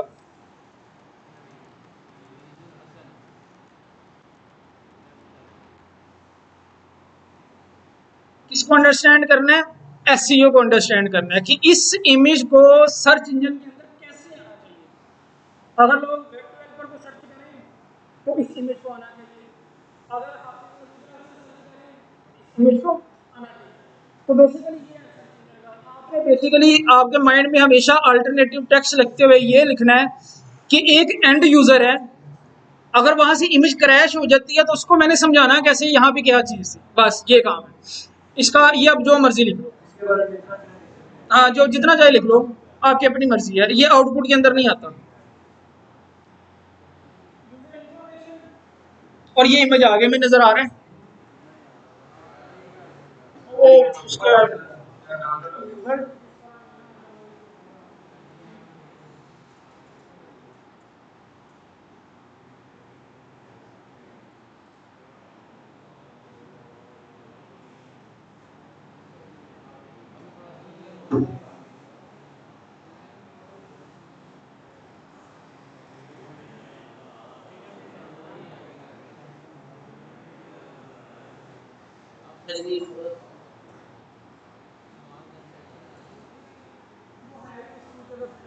टाइप बना हुआ है तो इसलिए ऐसा इमेज कोई और कर लेते हैं यार।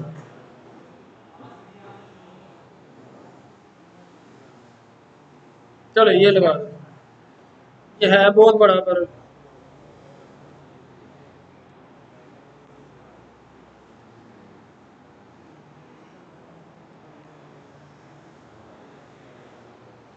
तो अब यहाँ पे आगे इसे भी चेंज करना पड़ेगा क्योंकि इमेज डिफरेंट कर दी है ना, imgs / तो यहाँ पे ईगल डॉट जेपीजी। अब ये ईगल की इमेज बहुत बड़ी है तो इट्स मीन हमें एक चीज का पता चल गया,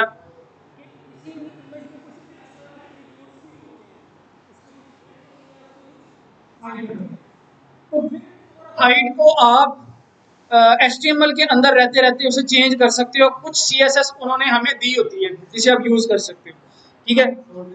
तो उसको लिखने का तरीका ये है, हमने जहाँ पे दो एट्रीब्यूट्स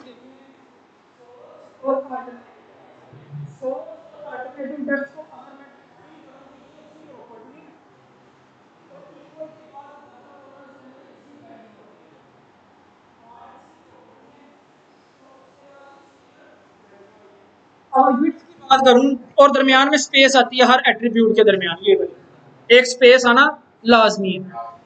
तो अगर मैं एक और एट्रीब्यूट डालता हूं तो सबसे पहले मैं स्पेस ऐड करूंगा, ठीक है। उसके बाद लिखूंगा विड्थ इज इक्वल टू उसके अंदर उसकी वैल्यू। अब वैल्यू इसकी होती है पिक्सल के अंदर या परसेंटेज के अंदर। पिक्सल के अंदर अगर लिखूंगा मैं कहता हूँ 100 पिक्सल, विड्थ लिखना पड़ेगा, खुद नहीं आता। ठीक है, तो मैंने उसकी सिर्फ विड्थ को छेड़ा है और ऑटोमेटिकली हाइट एडजस्ट हो गई है। यही समझ आई है ना, सिर्फ विड्थ तो हाइट। तो इसका मतलब यही है कि आपने हमेशा विड्थ को ही टच करना है, हाइट को टच नहीं करना। हाइट का एट्रीब्यूट होता है, उसके अंदर बच्चे वाला क्या गलतियां करती हैं। अगर मैं इसे 100/100 का करता हूं तो क्या आउटपुट यही आएगी? क्या होगा उसका? वो ऐसे कंप्रेस हो जाएगा। आउटपुट तो वो पूरा ईगल ही आ रहा होगा, लेकिन वो कंप्रेस हो जाएगा, उसकी शेप ये वाली नहीं आएगी। मैं थोड़ा सा करके भी दिखा देता हूँ ताकि आपको गलत चीज का पता, गलत चीज देख लो ना तो फिर पता चल जाता है कि यार ये नहीं करना। ठीक है, विड्थ लगा दी, हाइट भी लगा देता हूँ। हाइट 100 पिक्सल,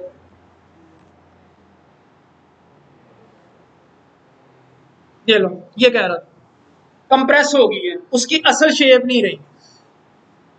तो इट्स मीन हाइट हमेशा ऑटो रहती है, ऑटो विड्थ के हिसाब से। विड्थ को जितना चेंज करोगे हाइट भी उसी हिसाब से, उस रेशियो से चेंज होती रहेगी। पैराग्राफ लिखना अभी नहीं देखा आपने, हेडिंग देख ली है। लेट्स सपोज अब इसके अंदर Alt Z करोगे ना तो कोड सामने सामने आ कंट्रोल आपस में कोड नजर आए। कंट्रोल ओपन होता है, कंट्रोल ठीक है। तो आप अपनी मर्जी से इसे हाइड, यहाँ से भी हाइड कर सकते हो। ये देखो, यहाँ से क्लिक किया और दोबारा यहाँ पे क्लिक किया तो ये क्लोज हो जाएगा। उसके बाद आ गया मेरा पी लिखा, पी के अंदर मैंने कोई चीज बोल्ड करनी है तो पी लिख के मैंने बोल्ड भी लिख लिया। ठीक है, अगर मैं एमएड कोड लिखूं तो ये है, पी के अंदर जाओ और बोल्ड डाल दो। बात समझ में आ गई? दो तरीके बताए मैंने। सबसे पहले पी बनाया, एंटर किया, उसके अंदर ऑटोमेटिकली आ गया। बी बनाया, एंटर किया तो बी के अंदर आ गया। यू बनाया, एंटर किया तो यू के अंदर आ गया। बात समझ में आ गई? बोल्ड के अंदर मैं लिख रहा हूं,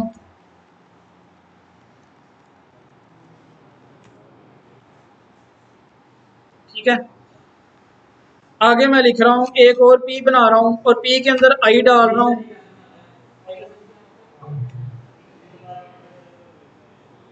पी दबा के पी लिख के एंटर कर देना है बस।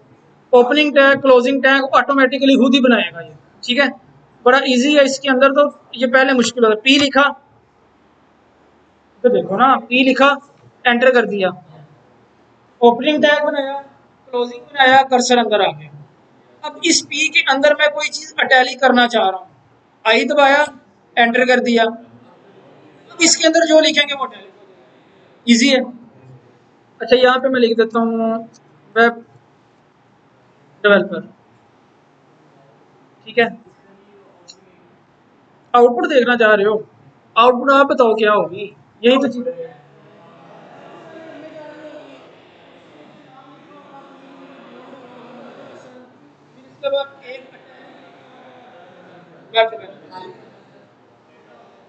अटैली किसे कहते हैं यार? आप अटैली का तो सबको ही पता होता है, बच्चे सबको पता होता है। इसे थोड़ा सा बड़ा करके दिखा देता हूँ।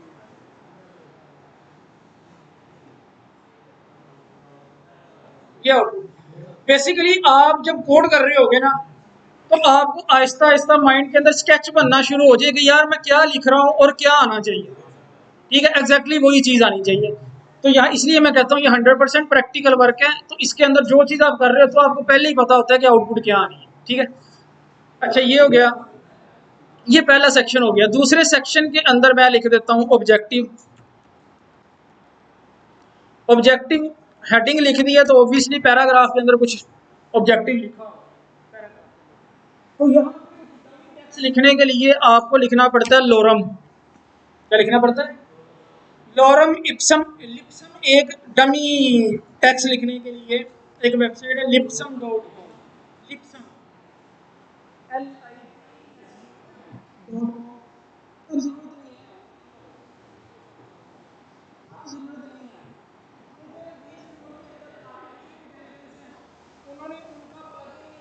मतलब बनाया हुआ है। ठीक है,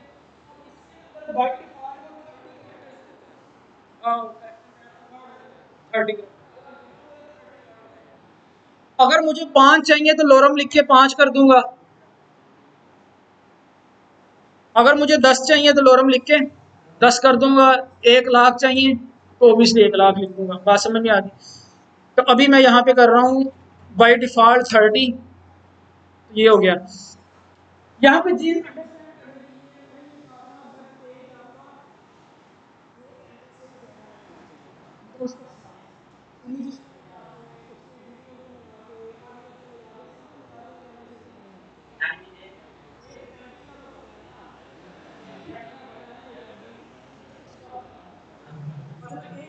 मतलब ये होता है कि 1 सेकंड के अंदर 1 MB डाउनलोड करेगा, 1024 KB, 1024 KB होता है, ठीक है। अब आपने 26 लाइन के ऊपर पी स्टार्ट हुआ है, जो बच्चे यहाँ इधर नहीं ना देख रहे और अपने काम में लगे हुए, वो घर जाके फंसने वाले हैं बड़े बुरे, ये मैं बता रहा हूँ। जब मैं इम्प्लीमेंटेशन करवा रहा हूँ ना, जब एक कॉन्सेप्ट करवा रहा हूँ, जब वो मेरा कंप्लीट हो जाए तो उसके बाद आपके पास इसको लिखने में यार 2 घंटा पी दबाओ,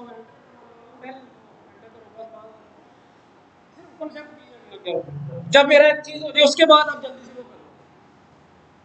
लाइन नंबर 26 से पी स्टार्ट हो रहा है, 27 पे भी है, 28 पे भी है, और एंड हो रहा है 29 के ऊपर, 28। लेकिन यहाँ पे देखो नंबरिंग नहीं है, यहाँ पे नंबरिंग नहीं है। आप मोस्ट ऑफ द केसेस के अंदर आप इस तरीके का कोई पंगा कर रहे हो, ऐसे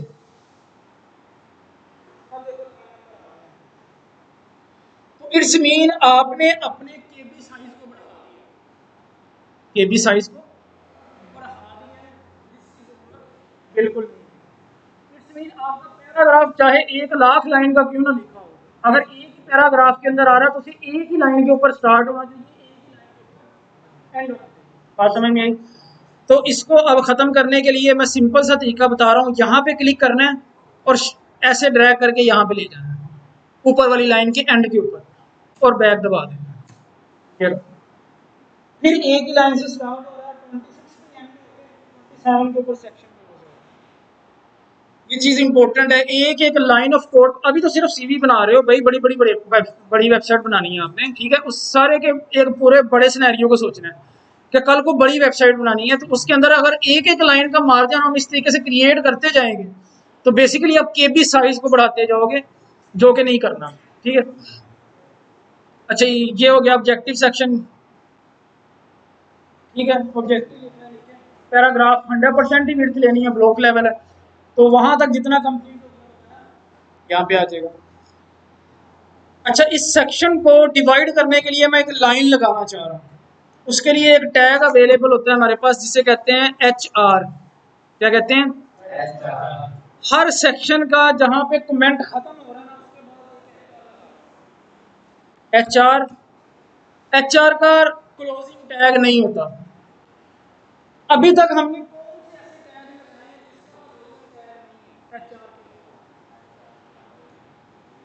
ध्यान से देखो, देख लो पहले यार, उस पर लगा हुआ है। मेन का है ना यार, क्यों नहीं है? मेन का है, इमेज का नहीं है। HR भी, तो एक कैटेगरी लिख लो, टैग्स ग्लोब लेवल होते हैं, और कुछ फाइनल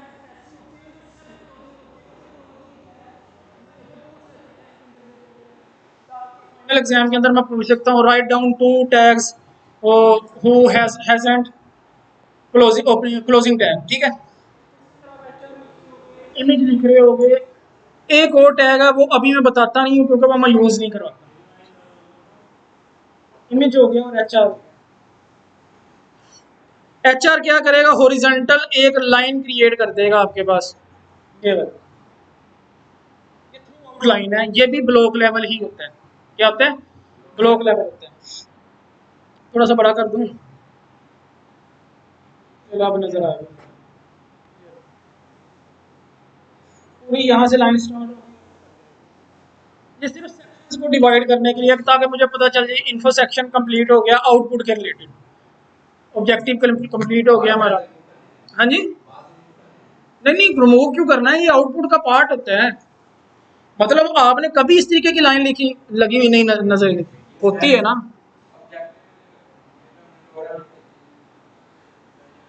सिर्फ लोरम लिखना, लोरम।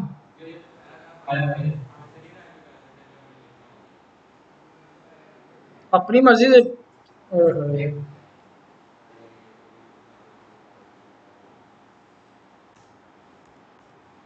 लिख लो अपनी मर्जी से, ये लो। इसमें क्या है?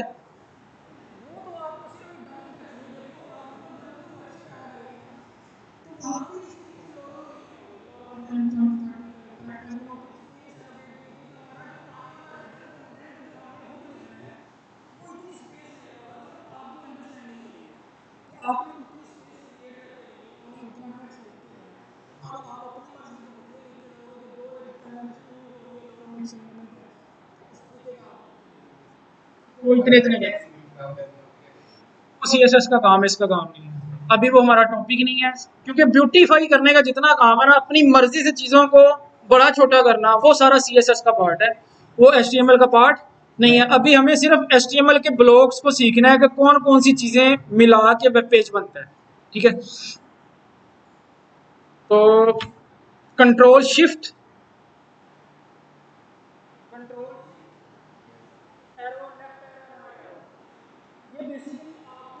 पूरा पूरा वर्ड को उठाता है, पूरे पूरे वर्ड को उठाता है, पूरे पूरे वर्ड से मुराद किया। ये देखो, अगर मैं शिफ्ट दबा के तो निकाल रहा हूँ ना, तो एक एक करेक्टर को उठा रहा है।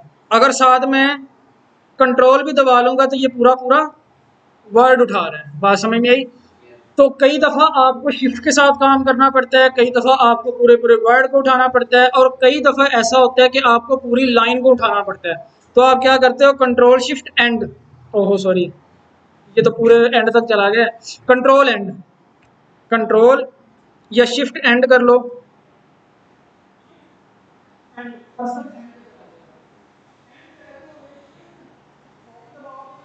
होम और एंड का बटन आपके कीबोर्ड के अंदर होता है, ठीक है ना?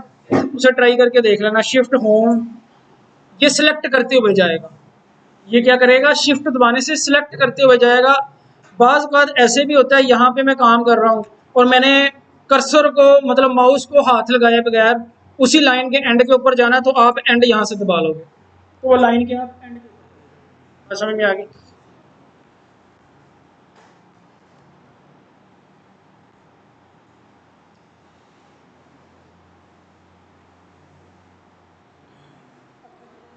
हाँ जी, क्या दबाना है? डमी टैक्स है ना, वो कुछ भी है, उसका कोई मीनिंग नहीं है, उसका कोई मीनिंग नहीं है। वो उन्होंने बस ऐसे किसी ने डिज़ाइन किया हुआ है ना, जिसका कोई मीनिंग नहीं बनता। और कोई करेक्टर वर्ड बड़ा है, कोई छोटा है, उसका कोई चक्कर नहीं है, डमी टैक्स है सिर्फ। अच्छा, यहाँ पे हम ऑब्जेक्टिव का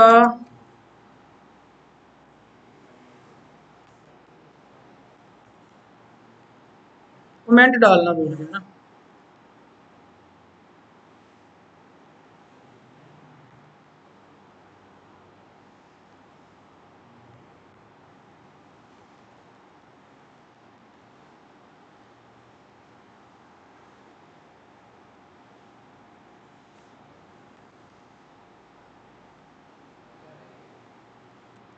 लगा लेते हैं ये, अच्छा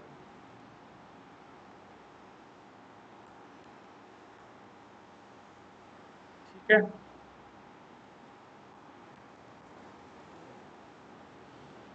एक्सपीरियंस के अंदर मैं क्या लिख रहा हूँ, अपना एक्सपीरियंस, उसके अंदर क्या क्या चीज़ें आएंगी, साल आएगा, किस साल के अंदर किस डेजिग्नेशन के ऊपर कौन सी कंपनी के अंदर काम किया, तीन चीज़ें ही आएंगी। ईयर आएगा, आपका डेजिग्नेशन आएगा, और कंपनी का नेम आएगा, ठीक है।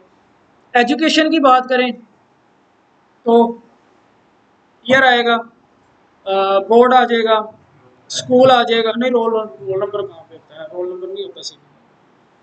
रोल नंबर आप इतना अपनी कोई प्राइवेट इंफॉर्मेशन आप इतनी भी पब्लिक नहीं करते कि रोल नंबर ही लगा दिया, ठीक है। ये तो आपकी प्राइवेट है ना इंफॉर्मेशन, कोई बंदे फेल भी होंगे, वो तो नहीं लाते। अच्छा, बेसिकली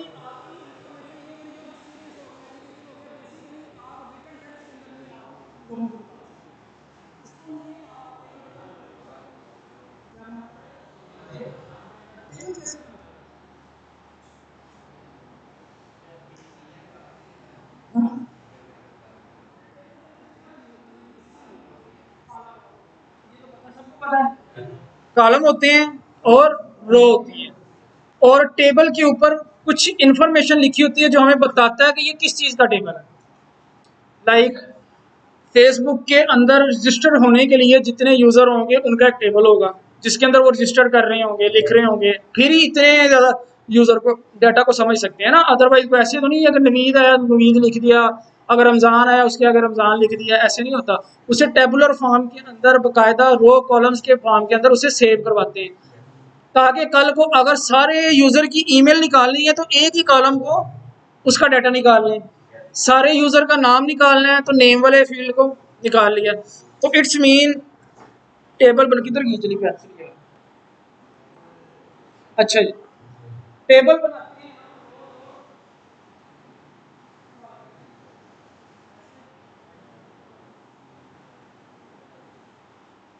टेबल को हम भी तीन हिस्सों के अंदर डिवाइड करते हैं टोटल, तीन हेड, तीन बॉडी और तीन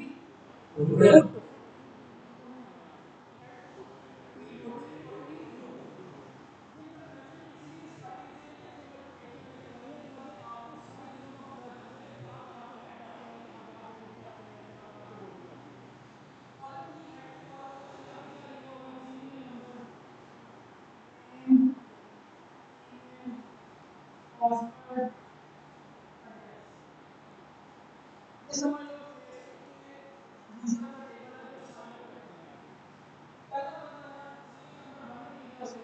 उसका नाम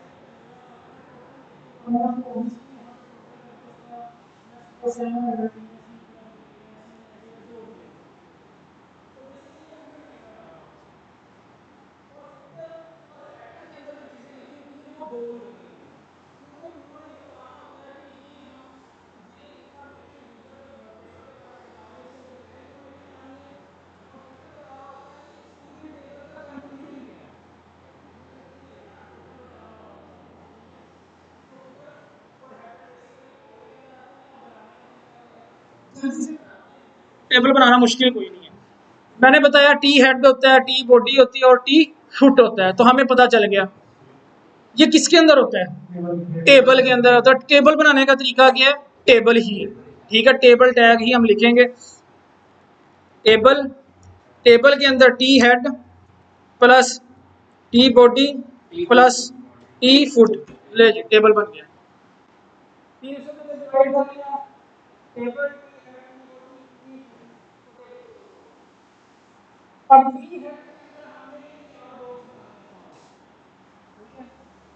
तो टेबल हेड के अंदर या कोई भी आप सबसे पहले रो बनाते हो, क्या बनाते हो, सबसे पहले रो बनाते हो, उस रो को फिर डिवाइड करते हो कॉलम्स की बेस के ऊपर, किसे कितने हिस्सों में डिवाइड करना है। तो मैं कहता हूँ मेरे पास यहाँ पे यूजर का जो टेबल आ रहा है इसके अंदर 5 चीजें आ रही हैं, तो सबसे पहले मैं क्या करूंगा, क्रिएट करूंगा यहाँ पे T R. T R stand for table row.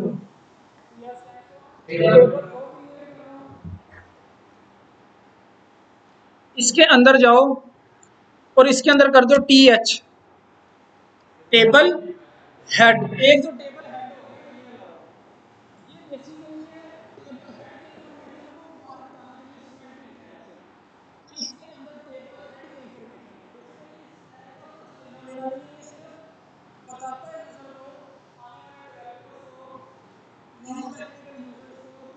T head जो लिखा हुआ है ना, इसका मतलब ये है कि ये टेबल का हेड है, इसके अंदर टेबल हेड की इंफॉर्मेशन है।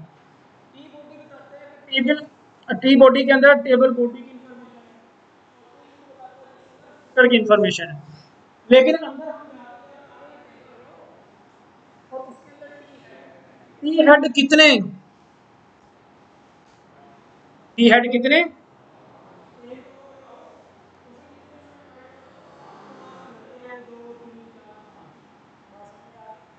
तो 5 हिस्सों में डिवाइड किया तो सबके अंदर वही आएगा ना, serial number, name, email, password, address, तो हर एक के अंदर अंदर ये आ रहा हो, सीरियल, नेम, ईमेल, पासवर्ड। अच्छा यहाँ पे तो पासवर्ड नहीं आएगा, यहाँ पे मैं, अच्छा ये आपको समझ आ गई।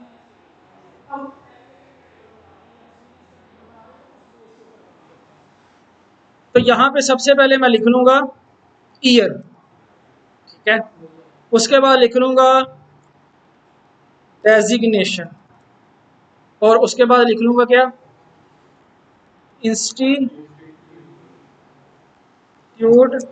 नेम, और ये नीचे वाले की जरूरत है नहीं है, तो 3 चीजों का आउटपुट देख लेते हैं, ठीक है, ईयर, डेजिग्नेशन। अभी हम सिर्फ एचटीएमएल पढ़ रहे हैं, इसका सीएसएस के साथ कोई काम नहीं है, ब्यूटीफाई नहीं कर रहे हैं, मैं कोई बॉर्डर शार्टर नहीं लगा रहा, वो बॉर्डर शार्टर लगाना किसका काम है, सीएसएस का काम है, कि मुझे किसी चीज के इर्द गिर्द कोई बॉर्डर चाहिए, बैकग्राउंड चाहिए, उसका कलर चेंज करना, वो सारा काम वहां पे है। यहाँ पे सिर्फ स्केलेटन बनेगा, सिर्फ स्केलेटन को समझना है, ईयर, डेजिग्नेशन और इंस्टीट्यूट। अब आ जाओ टेबल बॉडी के अंदर, टेबल बॉडी के अंदर भी काम आसान ही है, सबसे पहले टीआर बना लो। टेबल रो आपने बनानी ही बनानी है, इंफॉर्मेशन बनानी है ना, पहले रो बनेगी फिर कॉलम बनेंगे, T R into table,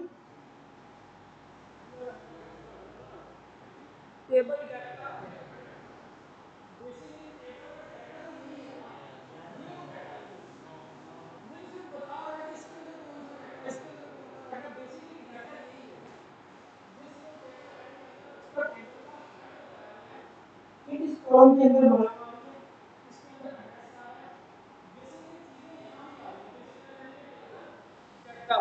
multiply by कितना 3। जितना टेबल हेड आ रहा है उतनी इंफॉर्मेशन नीचे सेव हो सकती है, इससे ज्यादा सेव नहीं हो सकती। तो यहाँ पे ईयर लिख रहा हूँ 2023, यहाँ पे लिख दूंगा वेब डेवलपर या Punjab group of colleges. Footer, अब बेसिकली इस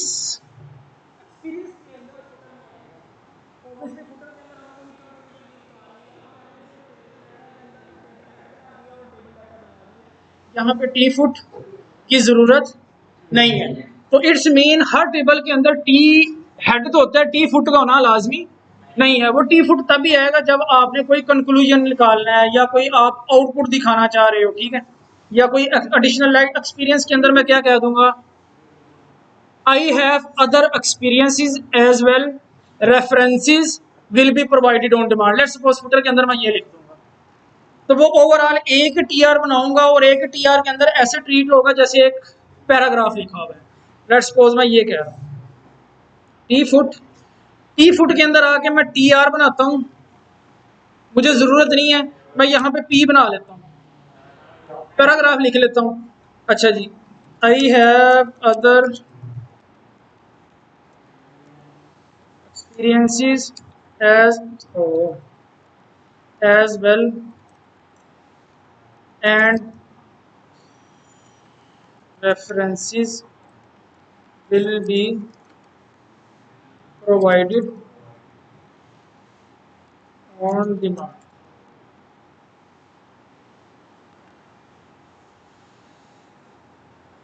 ये ऊपर क्यों आ गया? टी फुट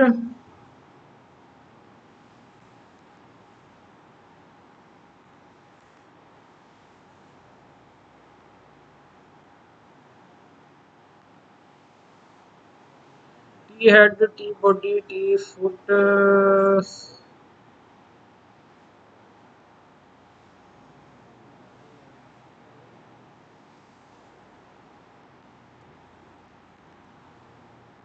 तो यही है। मैंने कहा शायद मैंने टी फुटर और गलत लिख दिया। टी फुट,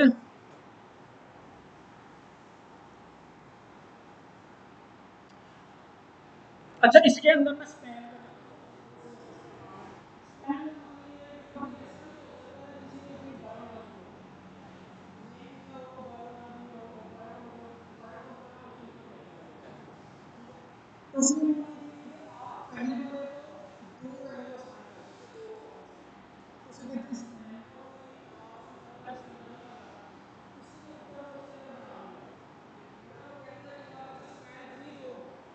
मतलब सारे के सारी स्पेस ये से ले रहा होगा, ठीक है, तो इसलिए फुटर मैं यहाँ से वैसे ही रिमूव कर रहा हूँ फिलहाल।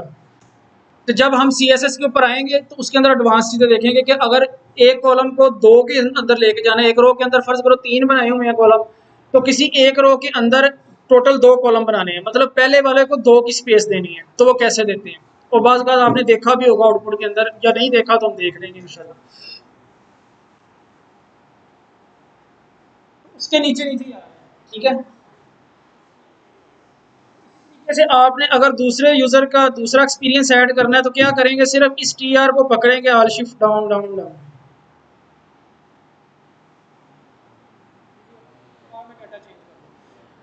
देन सीवी मैंने कंप्लीट करवा दी है, क्योंकि आप आ गया ना, तो एजुकेशन इसका डुप्लीकेट ही करना है, पूरे सेक्शन को डुप्लीकेट करो, उसके कमेंट को और अच्छा मल्टीपल कर्सर कैसे बनाते हैं वो भी बता दो।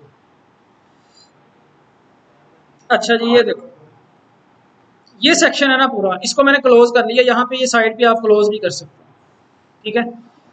एक्सपीरियंस को ऑल शिफ्ट डाउन किया तो एक्सपीरियंस नीचे आ गया,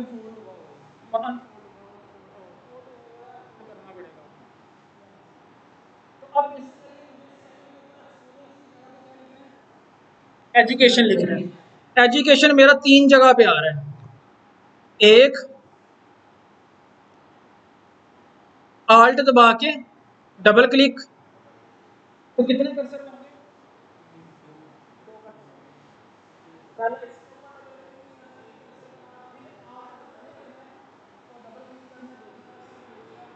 थर्ड कर्सर मेरा बन रहा है नीचे यहाँ पे। आल्ट दोबारा दबाना है तो यहाँ पे क्लिक कर लेना, तो यहाँ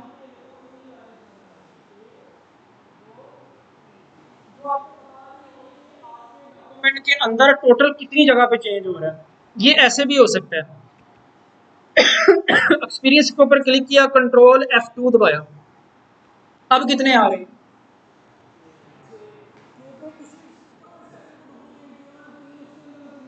इसको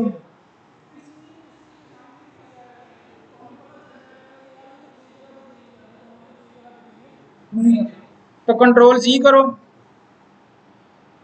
ये कंट्रोल जी तो उसने वो वाला कर दिया जो मैं करना नहीं चाह रहा था। आर शिफ्ट डाउन कर लिया जी दोबारा। एक आल्ट दबा के, दो, तीन, और यहाँ पे क्या कर लेंगे, एजुकेशन। तो तीनों जगह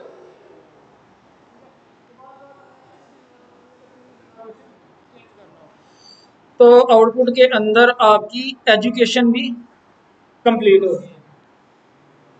लेक्चर इम्प्लीमेंटेशन गूगल ड्राइव के अंदर आपके पास आ जाएंगे, जिसने ईमेल,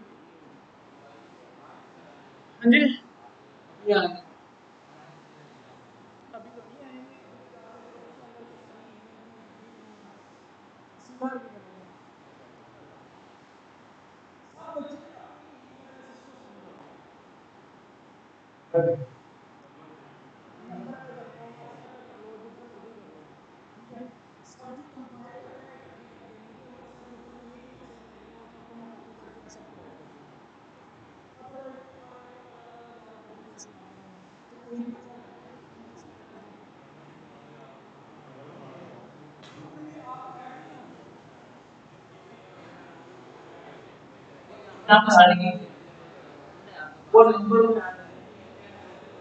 फॉरवर्ड कर देना उसे। अब मुझे तो सेंड की हुई है, मैं वही बता रहा हूँ कि काफी बच्चों ने पर्सनली सेंड की हुई है, तो मुझे ढूंढनी पड़ेगी चैट्स के अंदर से। उसे सारे फॉरवर्ड कर दो ना हमजा को, हमजा ही नाम है ना, हमजा को सेंड कर दो सारे, तो वो सारी कंपाइल करके एक लिस्ट मुझे भेज देगा। ठीक है, तो वो सबको मैं ऐड कर दूंगा। अब जो बच्चे ग्रुप में ऐड नहीं है वो कौन कौन से, हाथ खड़ा करो। हाँ जी, ये इतने बच्चे ऐड क्यों नहीं है।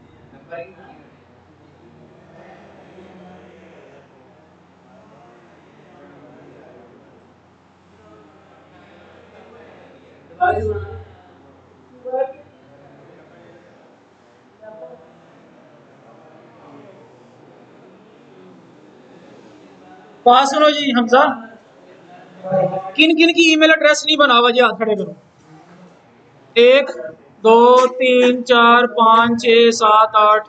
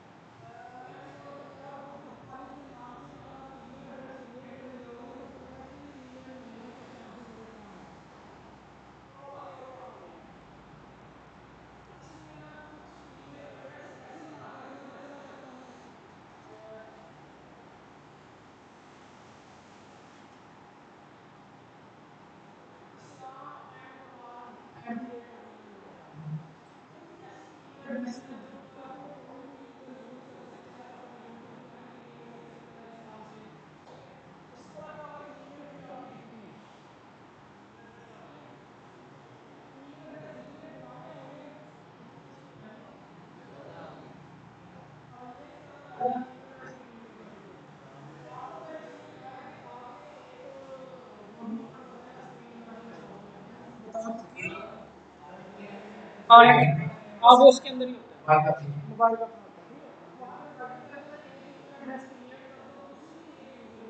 और बाद में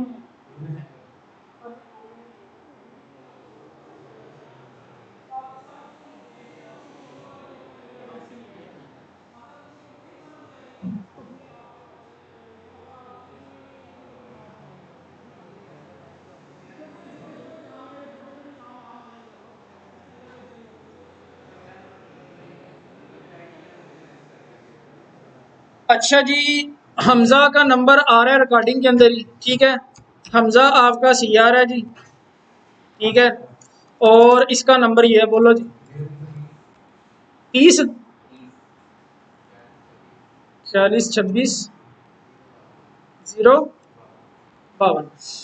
ये है जी इसका व्हाट्सएप नंबर है, मेंशन कर लो 0330462605 2, यही है। ये रिकॉर्डिंग के अंदर आ गया, जिसने भी लेना होगा बिल्कुल एंड पे जाकर रिकॉर्डिंग से निकाल के इससे कांटेक्ट कर ले व्हाट्सएप के ऊपर। और जो लोग ग्रुप के अंदर ऐड नहीं है वो आज ही ऐड हों, इसको मैसेज करें, वो आपको इनवाइट ग्रुप का मतलब लिंक सेंड कर देगा, उससे फिर आप ज्वाइन कर लें, ठीक है। लेक्चर वही तो उसी के लिए तो सारा कर रहे हैं भाई, ईमेल एड्रेस उनको सेंड करोगे तो फिर ही आएगा लेक्चर। अच्छा जी, CV अब क्रिएट हो जाएगी सबकी, क्योंकि जो मेन मेन